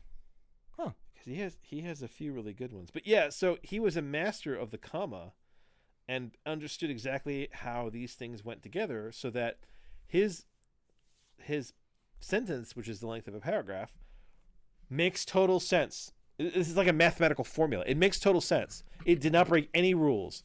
But when you read it, you're just like, holy shit, it goes on. Do you actually want me to read it? It goes quite on. I'll read it. You want to read it? Or do you want me? Ready? Okay. Because I might mispronounce something. It'll be funny for go people for it. because I'm not like you. Hold on, I gotta do a breath thing to be able to go through this. Hey, do you want me to read it like it's like we're in the bedroom? We're like, hey, the house had a name. You know what? We'll do history. 2 versions. I'll do mine. No, we'll do 2 versions. This will be fun. No. This will be fun. Go ahead. We'll do 2 of them. This is gonna be fun for people. I don't care if it isn't. It's gonna be fun for me. Here we go. I'm gonna read it. Right? Let me breathe in. Hold on. I gotta try not to laugh now because of the thought of this. Here we go. Ready? The house had a name and a history. The old gentleman taking his tea would have been delighted to tell you these things. How it had been built under Edward VI, had offered a night's hospitality to the great Elizabeth, whose august person had extended his Oh, God, I can't read this in one breath. Here's okay. All right. Oh, God. This Can is you do it in one breath? Can you do it in one shot? You're not supposed. No, you're not supposed to. Well, then why is it one sentence? But you pause at the commas and then breathe at the commas. And you take short breaths. All right. Let me try it. Whereas a period is a stop and a long breath. So I'm supposed to pause. All right, got it. So let me try this. You can pause and take short breaths at the okay, got it. Yeah. And especially at the, what do they call the semicolons? You can breathe at the semicolons too. Oh, semicolons too. So commas, semicolons. All right. Yeah, but it's like short breaths, not long period breaths. I'll try it. And then you're going to do the correct version. So, all right, here we go. The house had a name and a history. The old gentleman taking his tea would have been delighted to tell you these things. How it had been built under Edward VI, had offered a night's hospitality to the great Elizabeth, whose august person had extended itself upon a huge, magnificent, and terribly angular bed, which still formed the principal honor of the sleeping apartments. Had been a good deal bruised and defaced in Cromwell's wars, and then, under the Restoration, repaired and much enlarged. And how, finally, after having been remodeled and disfigured in the 18th century, it had passed into the careful keeping of a shrewd American banker who had bought it originally because, owing to circumstances too complicated to set forth, it was offered at a great bargain, bought it with much grumbling at its ugliness, its antiquity, its incommodity, and who now, at the end of 20 years, had become conscious of a real aesthetic passion for it, so that he knew all its points and would tell you just where to stand to see them in combination, and just the hour when the shadows of its various protuberances, which fell so softly upon the warm, weary brickwork, were of the right measure. Perfect. He did it perfect. Oh, there you go. That was perfect. Man. All right. But the thing with Henry James is... Well, I wasn't on top of the microphone, though. Yeah, I know. Well, that's the thing, right? God, you just gotta do that. Oh, I know, but it does feel disgusting, right? When you're like right on top of it, and you're like, "Hey, we're doing a show now. This will be really good." I'm gonna vibrate your inner ear now. But Henry James, he was famous for this. So when you read his book, I think one of his books is called The American. I think it is. I mean, the you would lose track of what fucking sentence you were on because they were so long and complicated, and yet 100% correct. He just knew how to do it, you know. So I guess in that respect, yeah, grammar is like math, except you just have to know the formulas, you know. I suppose, yeah. But but what I was trying to say is, Henry James is a great example. No one would write like this today. I mean, granted, almost nobody wrote like this at the time. Henry James is this is his style, right? Right. But when you go back and you read novels from the 1800s and you read them today, you know, a lot of that shit, even the stuff that's written in the English that you find familiar, that's important. Yeah. It reads differently. There's a different speed to it. There's a different harmony to it. It just feels different. It becomes, you know, it becomes a historical context that you don't necessarily have, rather than something, you know, like I'm trying to think of a book like this. You know, honestly, to some degree, it's like reading science fiction from the golden age, from like early Princess of Mars, Edgar Rice Burroughs, like 1917. You read that stuff and it's science fiction and it's about all the same kind of dreaming that we do today, but it feels different. The pacing is different. The level of description is different. We describe things today far more than they ever did in early fiction, where they were more interested in things situationally, and they used to give you just enough details to come along with you.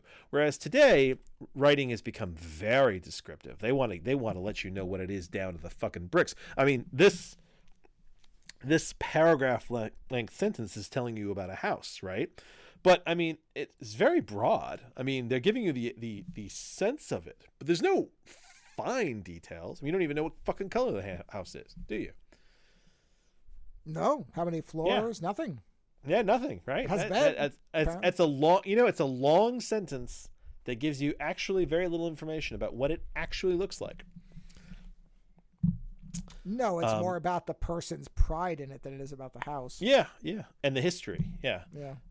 So I mean, in 40 years from now, or 100 years from now, we won't be alive, but the writing of today will seem different. It almost feels mirrorversy in a weird way. We were talking about that earlier, that idea that it'll just feel different. It'll feel wrong. It's because it's from voices that are no longer in your cultural scope, and that's why for me, the novel as a thing didn't come into be until very recently, historically, because before that everything was like religious writing, or everything was like poetry, or it was like a biblical writing. The novel as a thing only really came into creation probably in the last 300 years, something like that, maybe even more, less than that. I can't remember the exact dates, but it's historically, as far as humans go, it's very recent. And when you read the first novels, you read them and you're kind of like, okay, this is technically a book, but it's nothing like how they are today, and they are technically the same thing, but you're seeing the evolution. It's like the evolution of painting.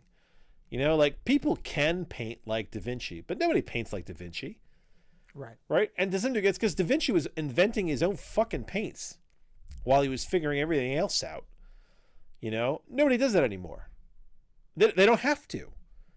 So it's like, it's such a different world, So yeah, anyway, yeah. Language is changing, and things will change.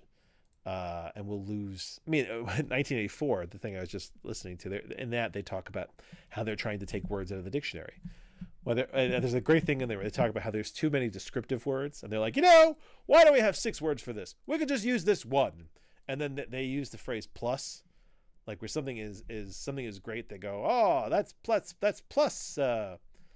fantastic. That's double plus fantastic. And what's weird is that I picked that up the other day. I said that to somebody. Where they were like, oh, this happened. And I was like, double plus. And I was like, you're not even going to realize that was from 1984. And I was like, and why is that? 1984 thing, man. Yeah, and why is that with me? But it's that idea. I mean, language is so important, and it's in constant flux, and it expands and it contracts, and and it says a lot about about a society, the amount of words they have to describe things.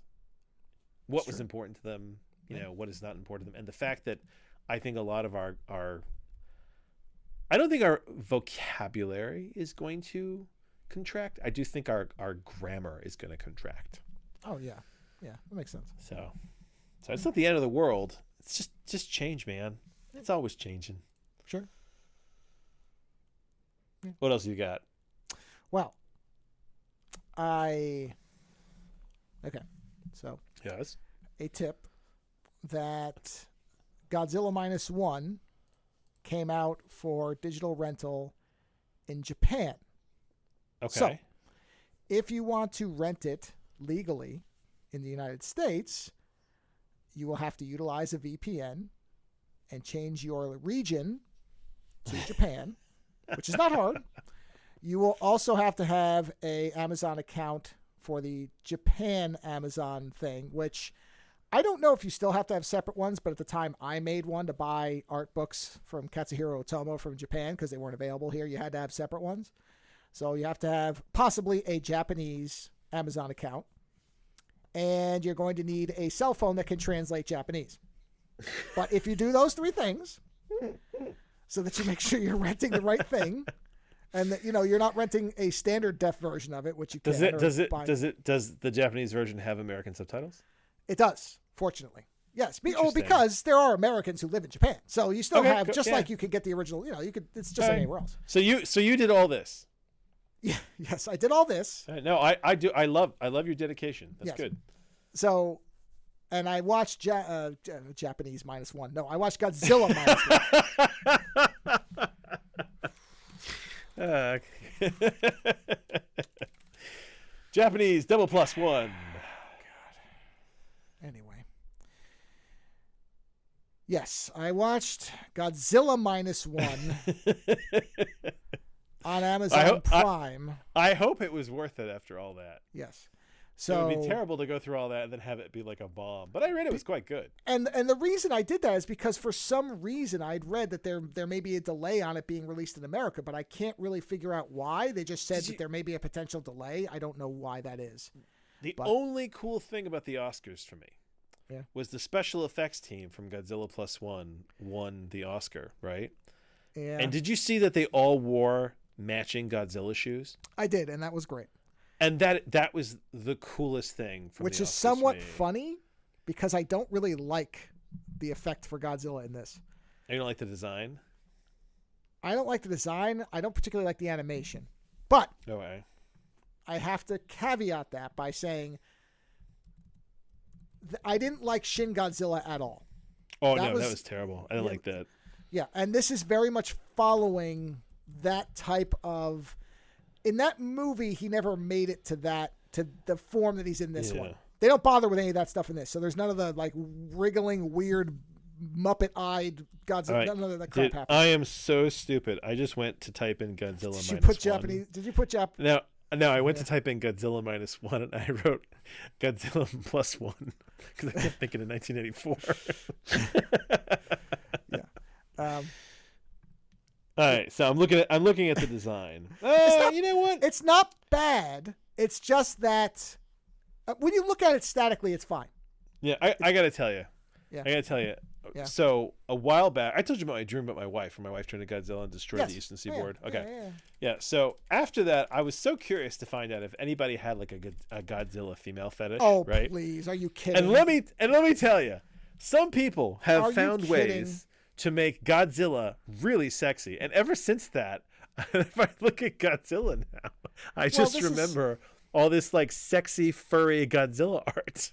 This is like with the Bowser thing, the female Bowser thing. Oh, the same idea. I mean, come on. I mean, the fact that you even posit that question is ridiculous.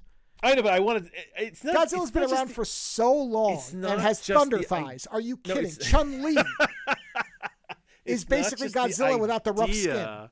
It's not just the idea. It's that I want to know if somebody have actually gone through with like a full-on execution of it. You are hysterical. And they have. In this way, you are the person I'm talking about with that.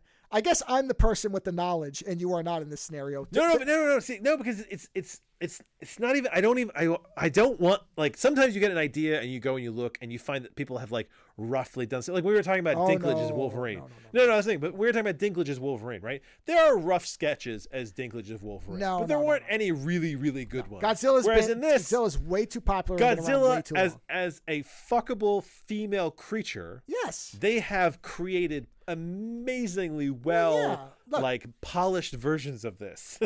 Where do you think furries really came from? I mean, come on, this is all outgrowth from the kaiju stuff. I'm just telling you, it's this. Every now when I see Godzilla, I always think about that. It makes me laugh. So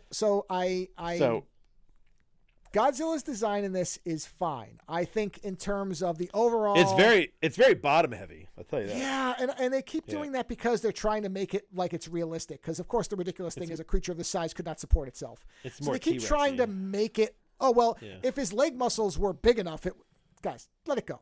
It's fine. He can have thick thighs. I don't have a problem with that. But it's getting ridiculous. And when he walks, what they said was they were trying to imitate a person in a suit, which I applaud. Oh, that's funny. Oh, I do like that they're actually trying to. But it doesn't look right because it's not a person in a suit, and they're trying to mimic it, and CG can't do it. Now, does it matter? Not at all. And my problems are all nitpicks. But the interesting part about the movie is, if you're coming to see Godzilla, you're not going to see much of him. This is very similar to Godzilla 2014. He's barely in it. When he shows up, it's great. Don't get me wrong. But this is not a Godzilla-heavy film. This is a build-up to Godzilla movie. Yeah, which is funny because people really got all up in arms about the minimal amount of time that he was in 2014, right? I just sent you a link, by the way, for the Godzilla that you probably wanted for this movie. I've seen this before. You sent me this before. Yes, I have. Yeah. No. The Godzilla I want for this movie is essentially, I believe it's called the Millennium Godzilla. Hold on. I believe that's the one that I always thought was the best design. I think it's called the Millennium. Is that when it was still a suit? Oh yeah, it was still. I mean, they did some animation with it, but Godzilla. I think it's called Godzilla 2000. Is that the design I really like? Basically, when he got really pissed off looking, is the one I like. Here he is. Let's see, Godzilla 2000. Yes. Okay. So here, I'll send you this, or you can search for it, but this is easier. So Godzilla 2000 is the one. Jesus, that's a hell of a link. That is a hell of a link. Yeah. So if you click that, you'll notice his legs. Oh, yeah. Yeah, I see that. Yeah. That, I think, is probably among the most perfect Godzilla designs. He looks mean, and he's very, lean. very he's jagged, big mouth. Yeah. So that's what I mean is they keep inflating his thighs, which at a certain point it does start to look silly. But anyway, that doesn't matter. This is not me starting to set up a negative review of this film. It's not that at all. But again, for people who are like, oh, you didn't see enough of him in 2014. Well, I guess it's not just Americans, or I don't know if the director of that was an American, but I guess it's not just the non-Japanese versions where you barely see him. So maybe shut up, because I always thought that was a good use, and I think it's a good use in here too. Well, I mean, they do it as kind of a he is the big show, but once he shows up, I think a lot of directors or writers worry that there's only so far you can go. I mean, he is giant and he is powerful. Well, I should say the one thing I will caveat to my caveat of earlier was the one place I think the design is superior to all the others is specifically his head. If you look at Godzilla -1, just look at his face. That is the best version of Godzilla's face they've ever done, especially because they gave him yellow eyes. And what's funny is that you've got this version, and then they're still doing the Godzilla King Kong movies. Well, that's what I like version. That. No, I like that. I think that's great that they've separated that Japan is doing the serious version, the horror version, and America's doing goofy cartoon version. I think that's fantastic. I think it's great. Yeah, because the new one even has like a GoBot arm for King Kong. It does. It's ridiculous, and I love it. So that's fine. That one you can't rent it yet, so I haven't seen that one. So I saw this one first. No, I'm going to watch that one with my kids because they're fucking kids movies now. I'm going to watch that one with my kid, which is me. So, so Godzilla -1, I think you in particular would like this movie because it's very, very specific to the war. It's right after World War II, isn't it? It is the end of World War II. It is literally starts as World War II is ending, and the Japanese emperor has told all the kamikaze pilots, hey, die honorably, just go out bombing them. And so this is before they've given up. Yes, it's before they've given up. So the main character starts off, he lands on an island that is specifically made to repair kamikaze planes, and says, oh, something went wrong with it. And they look at it and they're like, there's nothing wrong with it. He doesn't want to be a kamikaze, does he? And so he goes off, and the lead mechanic, whose name is Tachibana, it's important because this guy's a main character throughout the movie. The main character's name is, I'm going to mispronounce it, Shikishima. I think that's how it's supposed to be. I mean, I'm sure I'm screwing it up, but whatever. So kamikaze pilot, screwing it up. Yeah. Shikishima's sitting there, and he's looking off into the ocean, and Tachibana comes over and says, hey, just so you know, I don't blame you. What is the point of dying honorably when the outcome is already decided? So initially, Tachibana is sympathetic towards him and realizes, no, this guy was faking it, that the plane's fine. And so that evening, Godzilla shows up at this island they're on, which is a very small island. There's maybe 10 of them on the island. There's no like explanation, like their version of for why he's there type of thing. No, I mean, they show nuclear testing, and then he shows up, but you kind of know that. I mean, everybody really knows him at this point, so it's almost like, why show Uncle Ben getting shot? Okay. You know, we know what Spider-Man's background is. We know what Batman's background is. Like, you know what Godzilla is. He's the result of atomic testing. Like, what they refer to him as they have many times in the Japanese versions is, he's a dinosaur-like creature that has been mutated. That's all they say. Which is fine. But you see bombs going off, and then you see like his eye opening up. So you know what it is. They just don't give you a whole thing. Which is fine. We know what Godzilla is at this point. He's established. So he shows up, and he's more dinosaur-y than he is. He's not really standing upright yet, so he's younger. And so he starts bashing everything, and they all run to this bunker. And Tachibana says to Shikishima, get into your plane. You have a 20-millimeter cannon. You can kill him with that. Nothing could withstand that, because they don't know what it is yet. This is like his first real appearance. There have been rumors of him, because they know the name that the locals have given it. But they don't really know what it is. And so Shikishima says, well, what if it just pisses him off? And Tachibana's like, you've got to do something. We're going to die here. Go get in the plane. So he gets in the plane, and he lines up the sights on Godzilla, and then his hand starts shaking, and he can't do it. Like, he panics. And so Godzilla then destroys almost everybody else. The only people left alive are, he grabs Shikishima's plane right after God, I can't do that the whole show. Kamikaze pilot jumps out, runs. Godzilla throws the plane. It blows up, which knocks him out. And he thinks everybody else has been dead. And most of the people you do see get killed. Although, interestingly, I didn't know this bit of trivia, Godzilla can never be shown to eat people. He can only be shown to kill them.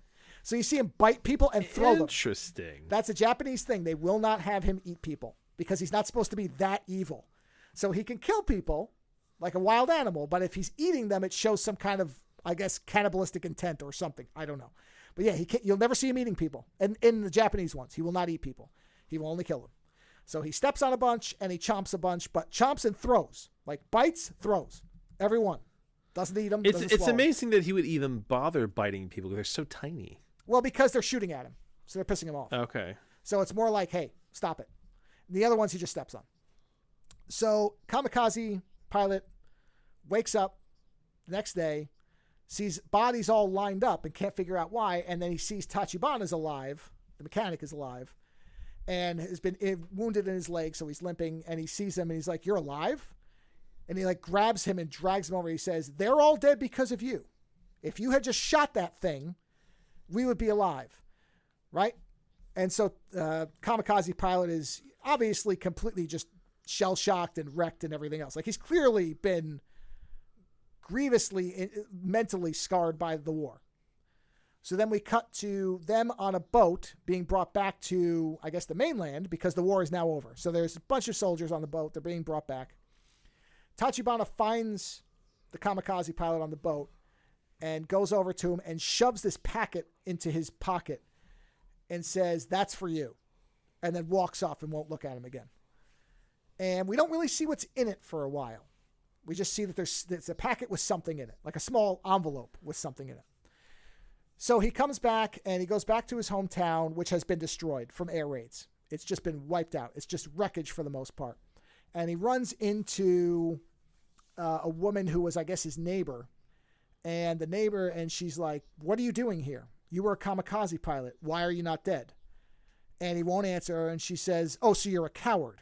You know, my sons are dead because you didn't do your job. Basically blaming him. Oh, yeah. Oh, yeah. It's bad news. It's bad news. And he says, are my parents alive? And she's like, no, everyone here is dead because of you. Well, not just him, but like people like you. And then she just wanders off to like she has like her house is basically barely together and she just goes into it. And you see him just sitting there in the middle of wreckage with nothing. And he says out loud, come back alive. That's what you told me. And that's what I did. And you're not here. Meaning his parents. So you understand, like, this is a heavy flick. Like, this movie is not fucking around. This is not the Matthew Broderick version. No, that's what I'm saying about this. It's not the Americanized version where they're tag teaming into a fucking cage match with other monkeys. No. This is the old style Godzilla where this is a source of horror all around. So he's going into town to get, the government's basically giving out food to the survivors and all this stuff. And he's getting some of his food, and he's walking through, and a woman is running, and people are chasing her and saying, stop the thief, stop the thief. And he tries to jump in front of her, kind of on instinct, and she shoves this bundle into his arms and then runs off, and he looks down, and it's a baby. And he's like, what the fuck am I supposed to do with a baby? And he just sits there, and he's waiting for her to come back, and waiting, and she never comes back. So he starts to wander back to home. And once he gets out of the main area, the woman's like, oh, finally, I was waiting for you to leave. And she's like, what do you mean? She says, well, I can't have them see me. They think I'm a thief. And he's like, well, you were just going to leave the baby? And she's like, no, I was waiting for you to move. Why'd you take so long for? Like, very funny. The gallows humor stuff is good in this because it is that kind of offsetting of things. And so she takes the baby, and he says, well, why didn't you send your husband? She's like, I don't have a husband. He's like, what do you mean? And she says, well, what do you mean? What do you mean? And he says, well, where did the baby come from then? Like, clearly a product of its time type of questioning. And she says, oh, it's not my baby. He says, what do you mean it's not your baby? And she says, a woman was dying and said, please take care of my baby. And so I took care of my baby. And he's like, what? You're a single woman and you can't possibly take care of a baby on your own. And she's like, well, what am I supposed to do? I can't just leave it. And he's like, you know what? Come back with me and I'll give you food for the night. And then you got to get going. But Jesus. So she comes by and she stays there and he just wants to feed her. And then she says, oh, this is a nice place to stay. He's like, no, you're not staying here. He's like, I just can't let this baby starve. So I'm going to give you food and then, go figure something out. And then she falls asleep and he's like, oh, Jesus. And so it's one of these things where time goes by and she won't leave. And of course now they're getting friendly and everything else. But it's always this strange relationship where, because then the woman who was blaming him comes by and says, who are they? And he's like, hey, they just stayed here. I didn't want them to stay here. They just did. And she's like, she says to the young woman, she says, do you know anything about raising a baby? And the young woman's like, no. And she's just feeding her like the baby rice. And the woman's like, you can't just feed her rice. She'll die of malnutrition in like a week. She's like, you people know fucking nothing. She's like, but I'm not going to let this baby die, so I'll help you. So it's now this small communal thing happening. Right? Okay. So time goes on, and with the implied threat that Godzilla is out there somewhere. Well, that's the thing is, for a long time, he's really very background. The whole middle, and actually there was a point where the movie started to lose me, because I was thinking, okay, because I knew that it was very character heavy. Is Godzilla coming back at all? Well, I really was wondering. I thought, is he just not going to show up to the last 5 minutes and they're going to kill him? Is that what this is?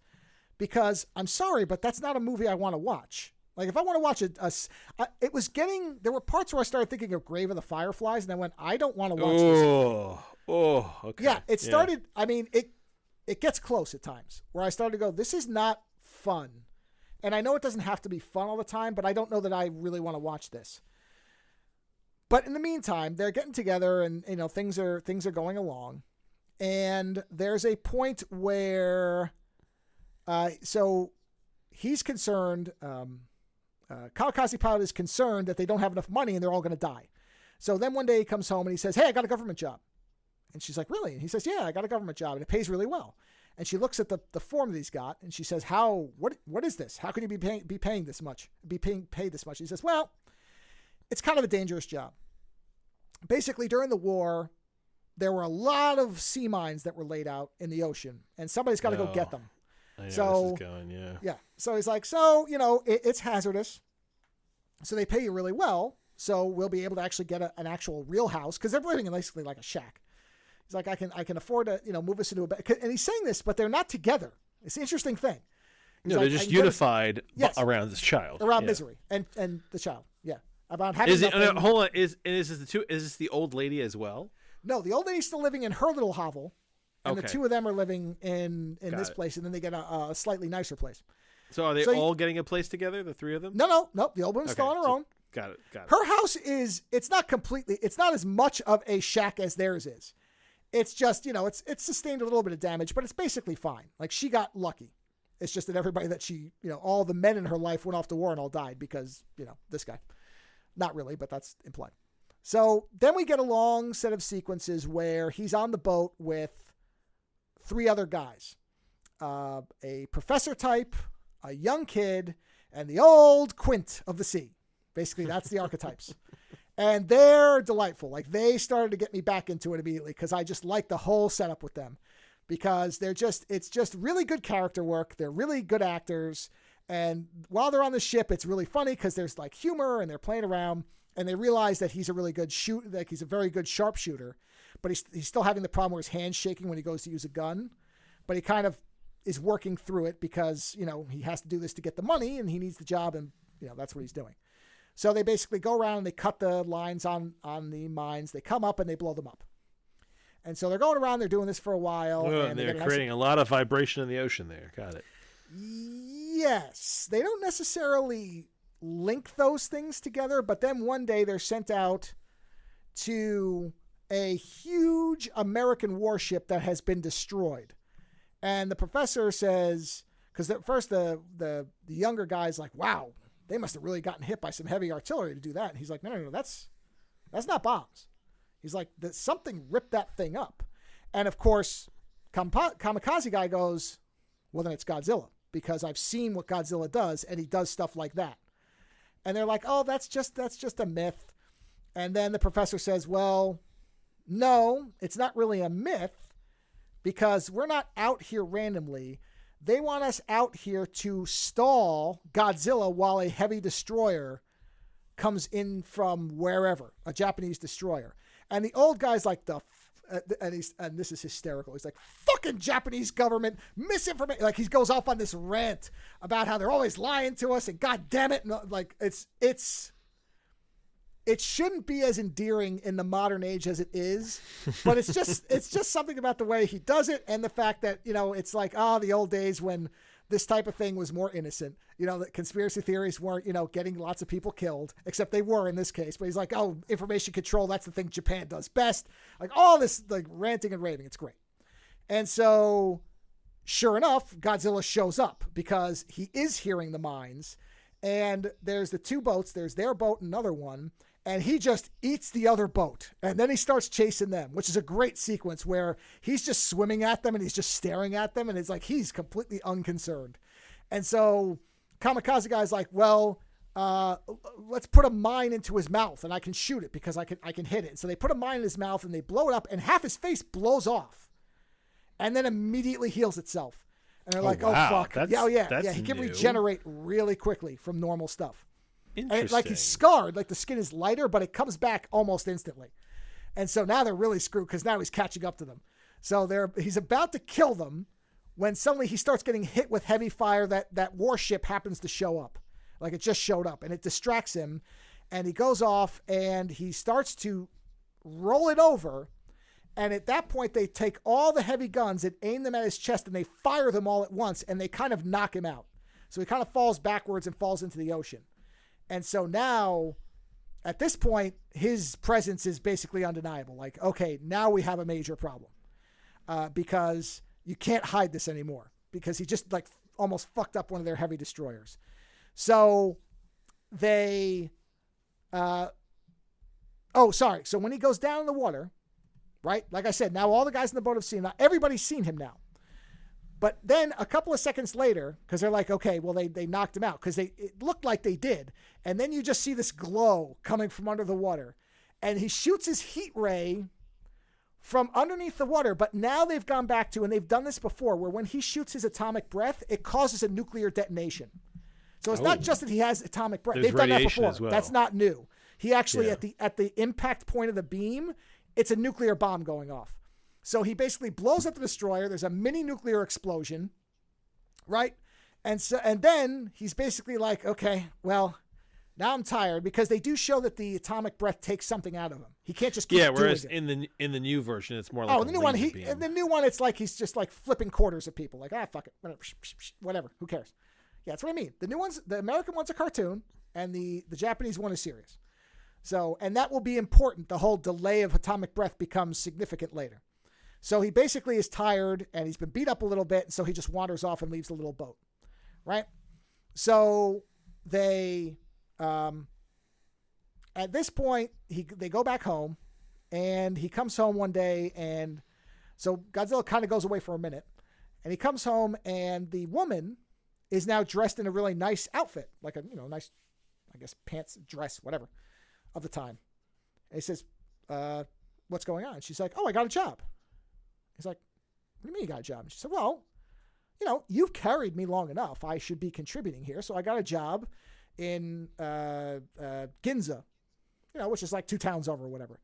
And he says, and you see him kind of reacting like, "Well, so are you leaving?" She's like, "No, I'm not leaving. I can't afford to leave yet, but at some point I have to be able to. You can't just carry me forever." And he says, well, what about the little girl? Who's, I don't know, like 2 or 3 at this point, whatever. Because I think it's 3 years later. Because the years are passing by. You get these regular progression of years. Not a ton, but it's moving.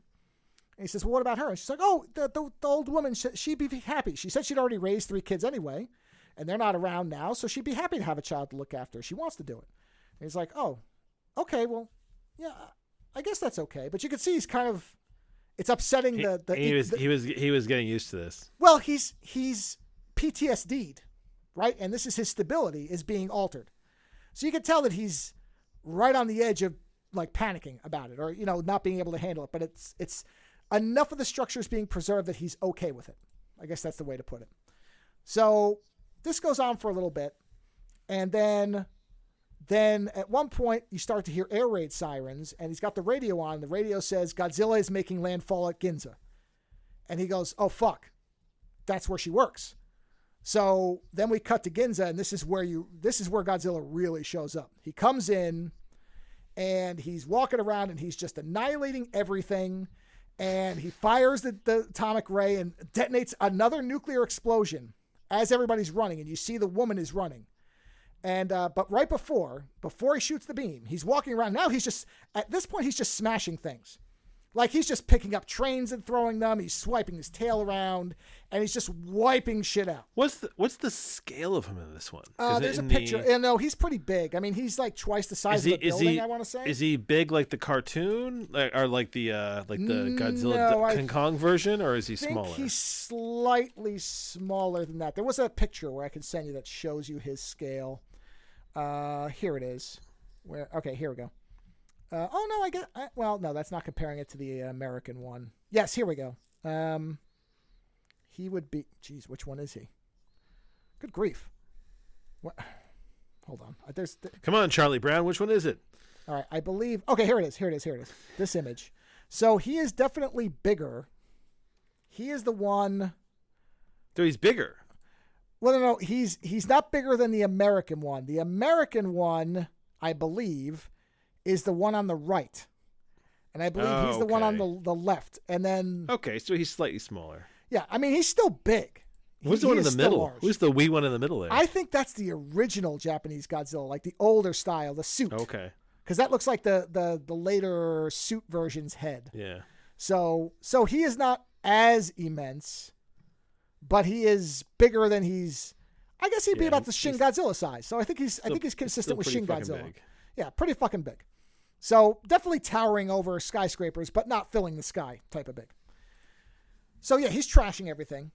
And Noriko is running, and you see her, and she falls down, and she's about to be trampled when, of course, Kamikaze guy shows up and says, I have to get you out of here. And so they start running, and they're making their way, at which point Godzilla shoots his heat breath and sets off a nuclear bomb. Now, this is about the midpoint of the film. And I was still kind of, like, I was liking it, but I wasn't really, really liking it yet. And then the shockwave starts coming through. And she pushes Kamikaze guy into an alley and then gets blown away by the fucking shockwave. And I mean, I was like, oh, fuck, they killed her. Because you see her, not only does she get blown away, but then it does the thing where all the air gets sucked back in. So everything that got blown out, as if that wouldn't kill you, then all the shit comes back in. Oh, and I mean, they're wiping out lots. And you see men, women, they're all getting wiped out. Like, this is not playing lightly with what he's doing. He's wiping people out. So at that point, I was actually shocked. Because I saw the alley. I'm like, oh, okay, he's going to pull her into the alley. And they're going to narrowly... No, she shoves him into it. So now, not only did he already have survivor's guilt, on top of the fact that people are blaming him for being a coward, but now she's dead because of him. Not really, but he couldn't save her. I guess that's the way to say it. He couldn't save her either. So he is at this point mentally annihilated.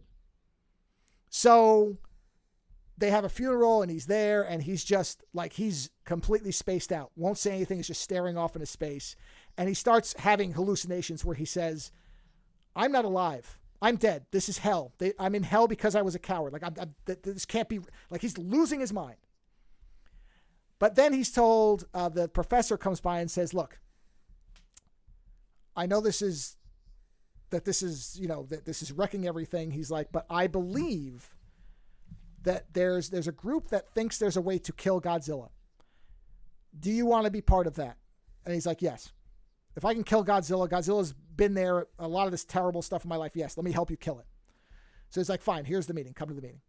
Goes to the meeting, and there's a bunch of people, a lot of ex-military, and almost everybody there has been in the war. This is a big thing in this movie. We're talking about how terrible war is, that,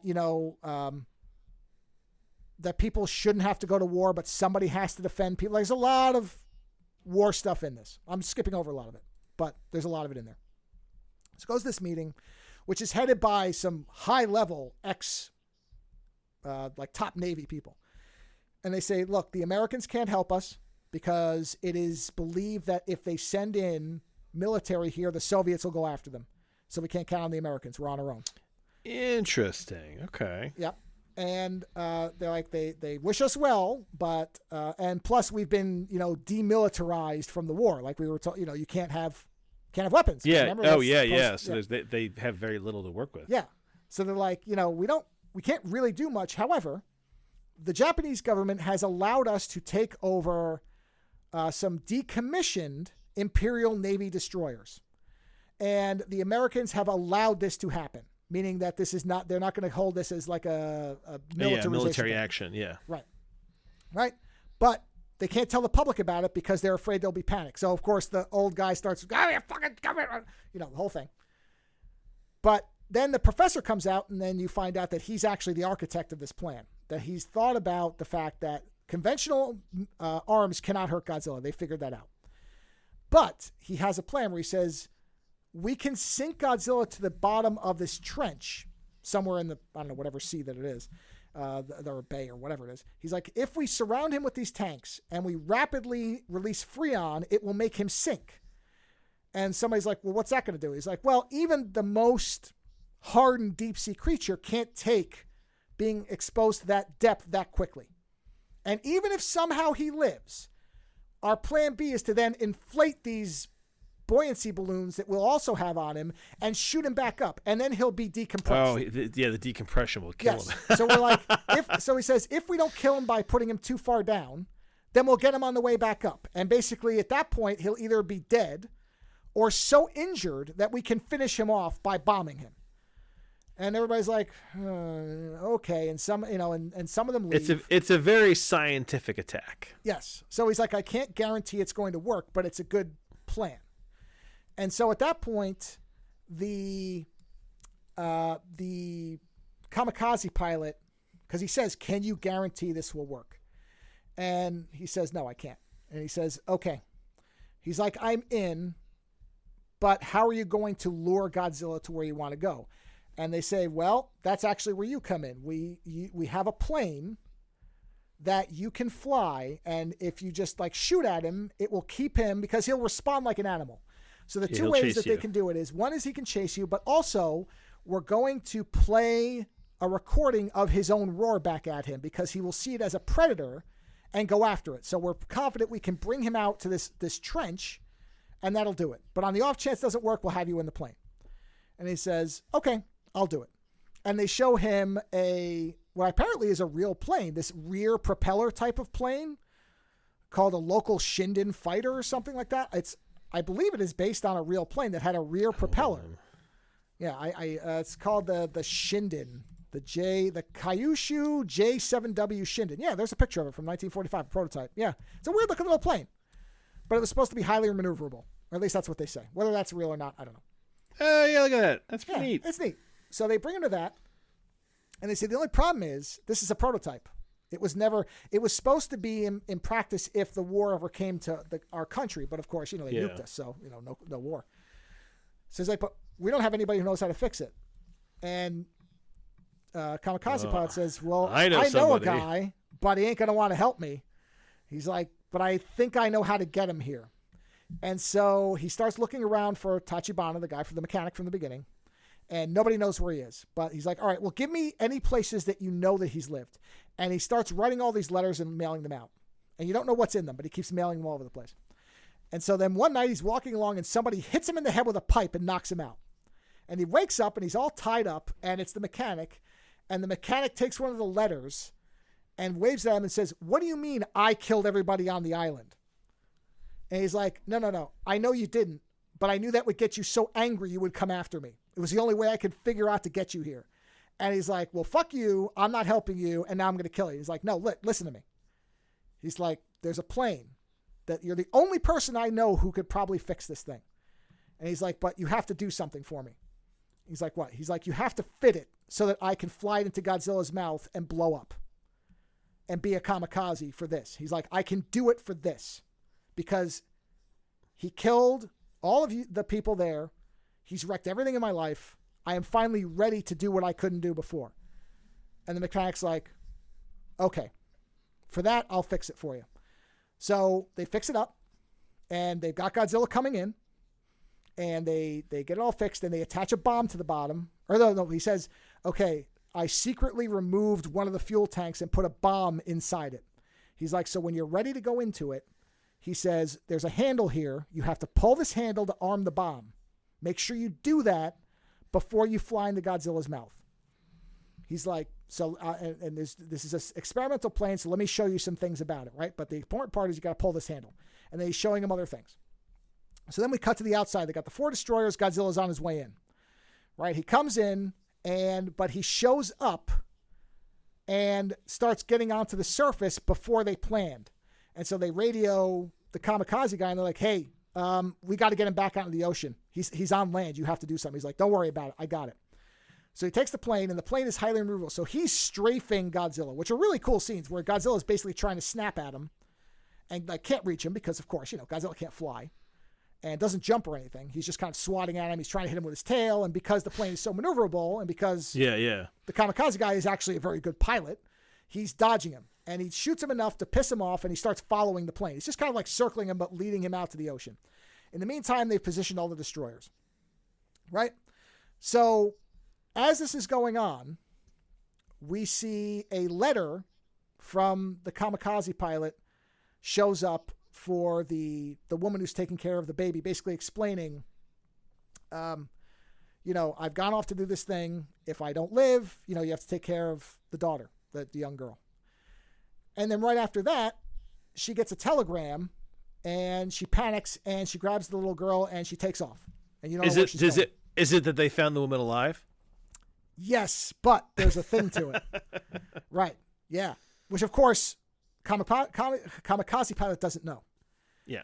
So we see them, and they get him out into the ocean, and they wrap him up in the Freon things, and he's getting ready to fire his breath, and they want him to charge it up before they do this because the professor thinks that if he is pressurized when he's charged up, his body will kind of fracture itself. If it can't release it properly.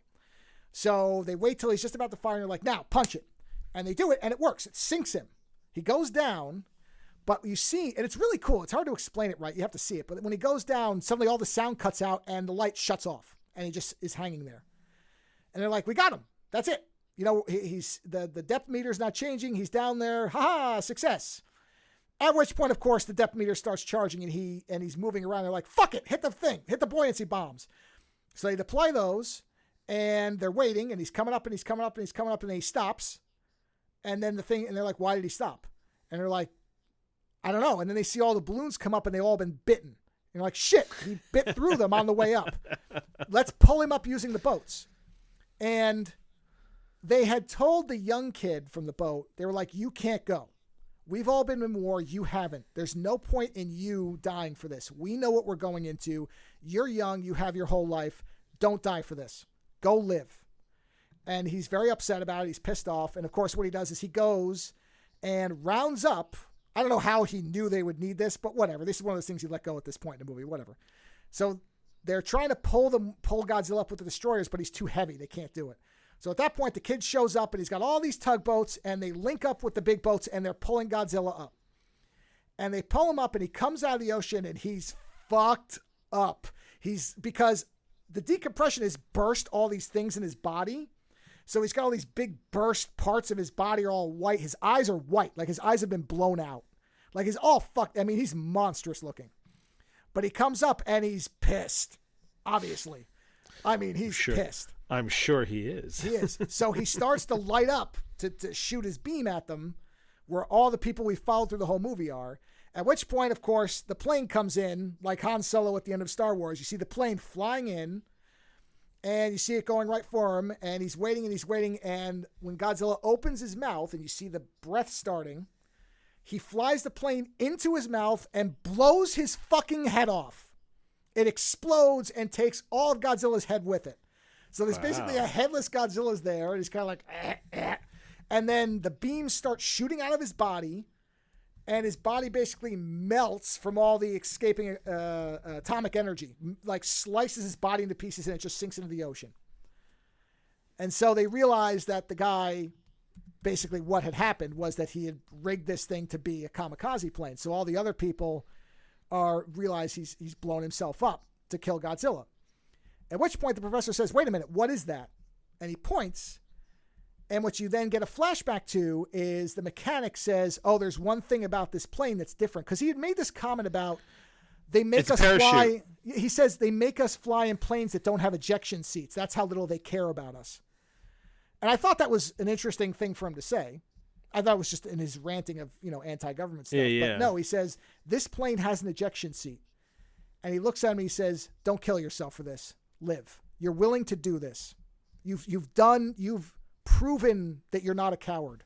Don't kill yourself. If you can pull this thing and still kill it, do it. It's a beautiful moment. It's great. So yeah, he pulled the ejection seat. He gets out, and they rescue him, and they bring him back. At which point the woman shows up and says, "You have to come with me." And Godzilla he's not really dead, but they come with him, and he comes into the room with the daughter, and sure enough, the woman is alive. She's all fucked up. I mean, like her arm's all bandaged, her face, she's like missing an eye. But she had survived. And so he reunites with her, and as he's hugging her, we cut back to Godzilla's body, at which point we see his heart regenerate itself and start to beat. And then when she's hugging him, you see something on her neck. You see these marks on her neck that look like what people thought were radiation burns, but what have been confirmed to actually be Godzilla cells, which is part of what the Shin Godzilla thing was, where his cells, and actually in the movies, Godzilla cells led to two of the monsters that he fights. One is Biollante, I don't know how you're supposed to pronounce it. And one of my favorites, which is Space Godzilla, is that Godzilla's cells became these two creatures. That's where they came from. So there's a lot of people who are upset about the fact that she's got the G cells in her neck. But if it means Space Godzilla, I'm fine with it, whatever. But, it's this idea. It means she'll regenerate, possibly, right? Something, basically what the director has said is, hey, you don't come up against a nuclear weapon and not have a scar from it. So that's now whether that's going to be a metaphorical thing or whether it's actually going to lead to one of those creatures, it's hard to say. So it may be people reading more of the traditional stuff into it, and the director is more saying, no, it's just that, the atomic horror will brand anyone, even people who think they got out. You don't actually get out, whether you have a child with cancer or you yourself are radiated or scarred or whatever. So it's hard to say what he means by that, but he did confirm that those aren't radiation burns, that those are in fact Godzilla or G cells is what they call them. So, I mean, there's going to be another one of this. This thing has won so many awards, made so much money. I mean, it made 10 times what it cost. It cost like 10 million. It made over 100 million. So wow. It got was that international or was that in Japan? No, that's everywhere, I think. Okay. So, but this is, it has more than made back its money. So there will be another one. What it will be, I don't know. But again, don't come into this thinking you're going to see a lot of Godzilla. Now, when he shows up, he's great.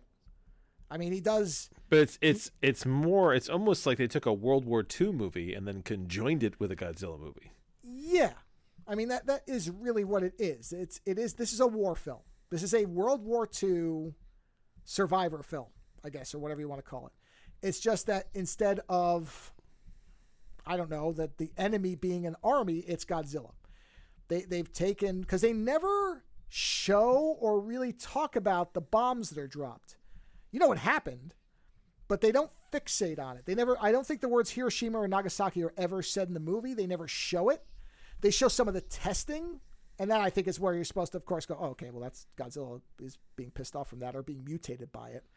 because they do say it's like he's a dinosaur that's been mutated, that survived, which is one of the backstories of Godzilla, that he was a dinosaur that got mutated. That's not a new origin for him. But I think they said he's in 11 minutes of a 2 hour and 5 minute film. That sounds right. I think they said he's in slightly more than the 2014 one as far as what you're actually going to see of him. But when he shows up, he's great. I mean... But that's not what... in a weird way, that's not what the movie's about. Well, they used him as an atomic bomb. He is used as a mass destruction event. So he wouldn't just be dancing around for you and doing drop kicks, which he does do in the movie. He actually does drop kick, I think, King Kong at one point. Somebody. He does drop kick somebody. So yeah, it's not the dancing version. Like I said, I think that's probably actually for the best for unintentional reasons, because I don't think his animation is that great. Now, they'll probably have more money for a sequel, so he'll probably look better. But I do kind of wish they had at least partially had a guy in a suit, because what they're trying to do is mimic it, and it just doesn't. Is this like the Fallout 76 thing, that the suits don't seem to have the weight because they're digital? Well, the suits are practical, but they look foamy when they move, so they flop a little bit. So it's a similar disconcerting effect, though. You're correct.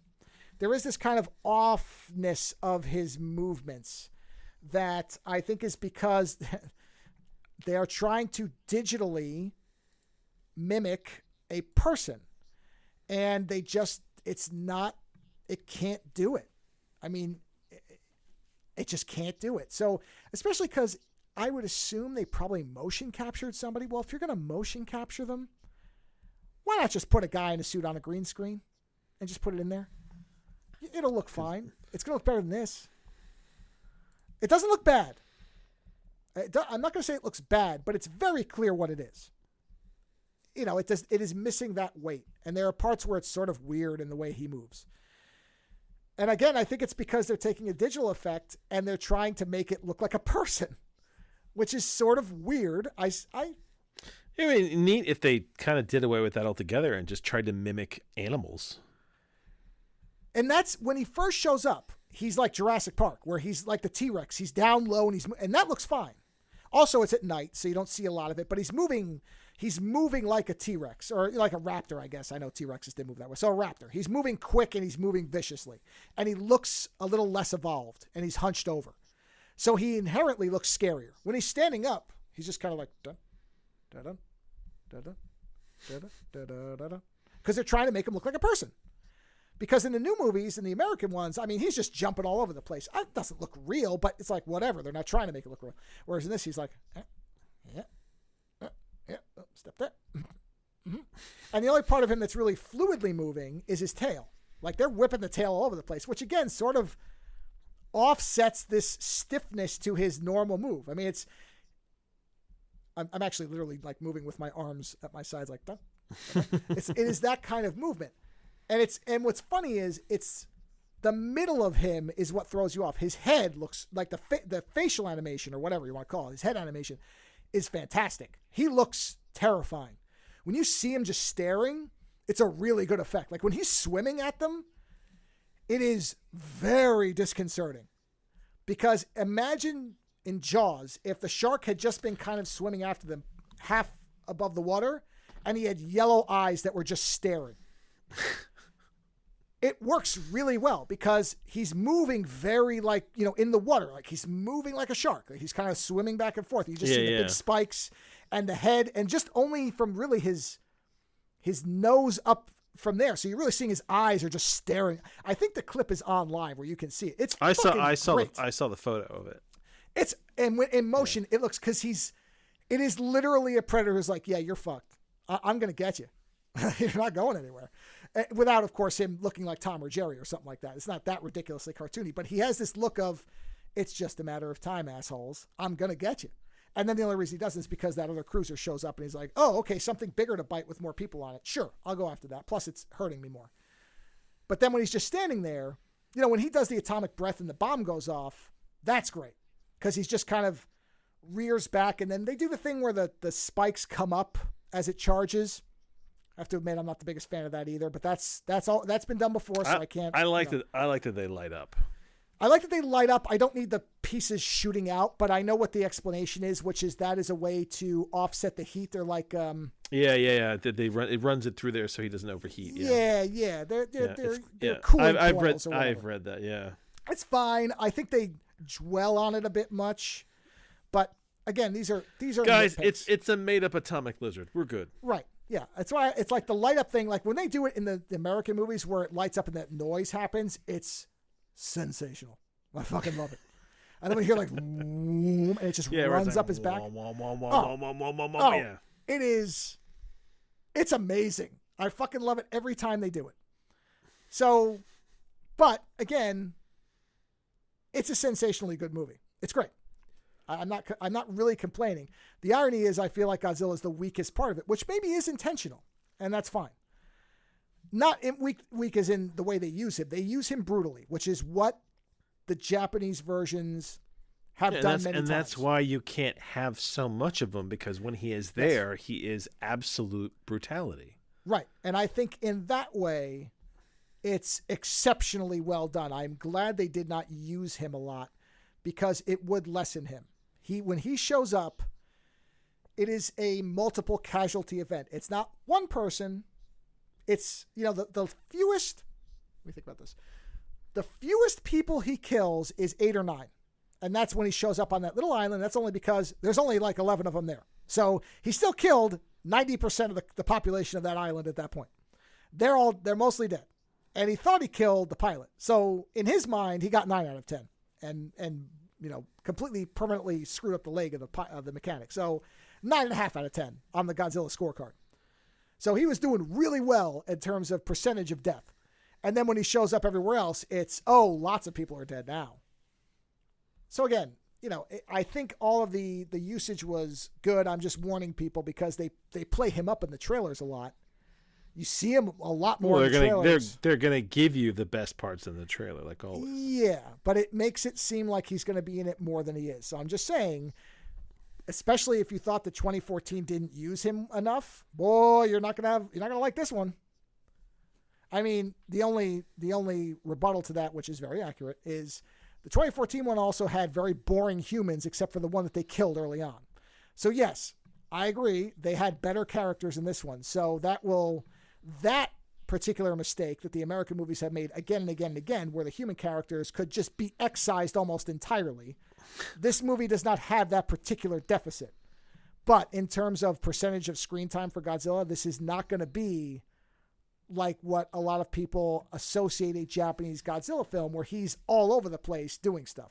No, he is used as an instrument of death and destruction. And so his deployment is limited for maximum effect. I have no issue with it. I'm just saying as a warning to people, because based on the trailer, you might think he's all over the place blowing stuff up. He is not. But he's great. I mean, they did make him terrifying in a way that the new movies really never, the American movies, I should say, never really even tried to. I mean, he really was only scary because of his scale, but he was never really that frightening as a creature. So outside of that, though, I think it's phenomenal. As many other people have said, this is not me having some kind of rogue opinion. The movie is beloved, and no, it sounds interesting. Yeah, like I said, for you, I think the appeal would be the actual heavy featuring of the World War II-ness of it. Yeah. Yes, it is very much about the Japanese mentality of a survivor of this, and particularly somebody who didn't buy into the nationalism of the time. Yeah. I mean, this is the very essence of somebody who didn't buy the government's line, starting the movie as your main character throughout, and really only gets involved when somebody he knows is affected. Otherwise, he's happy to be separated from all of it. So it's an interesting point of view,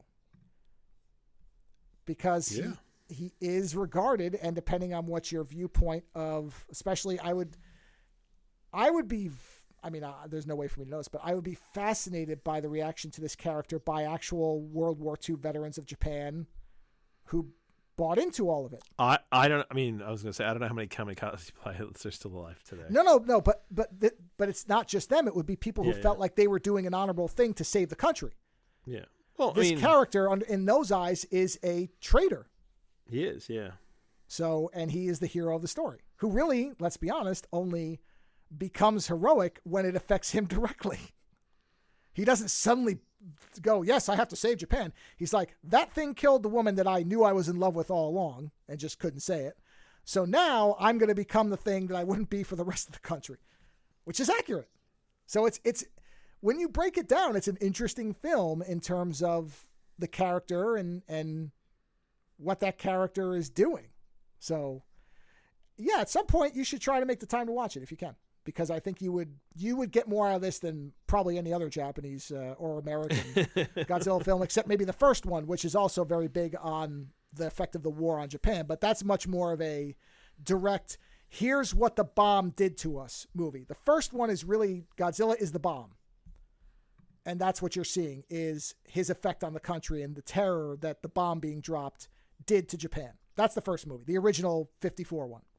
Mm-hmm. This is the closest to that there's been as far as I've seen and as far as I know.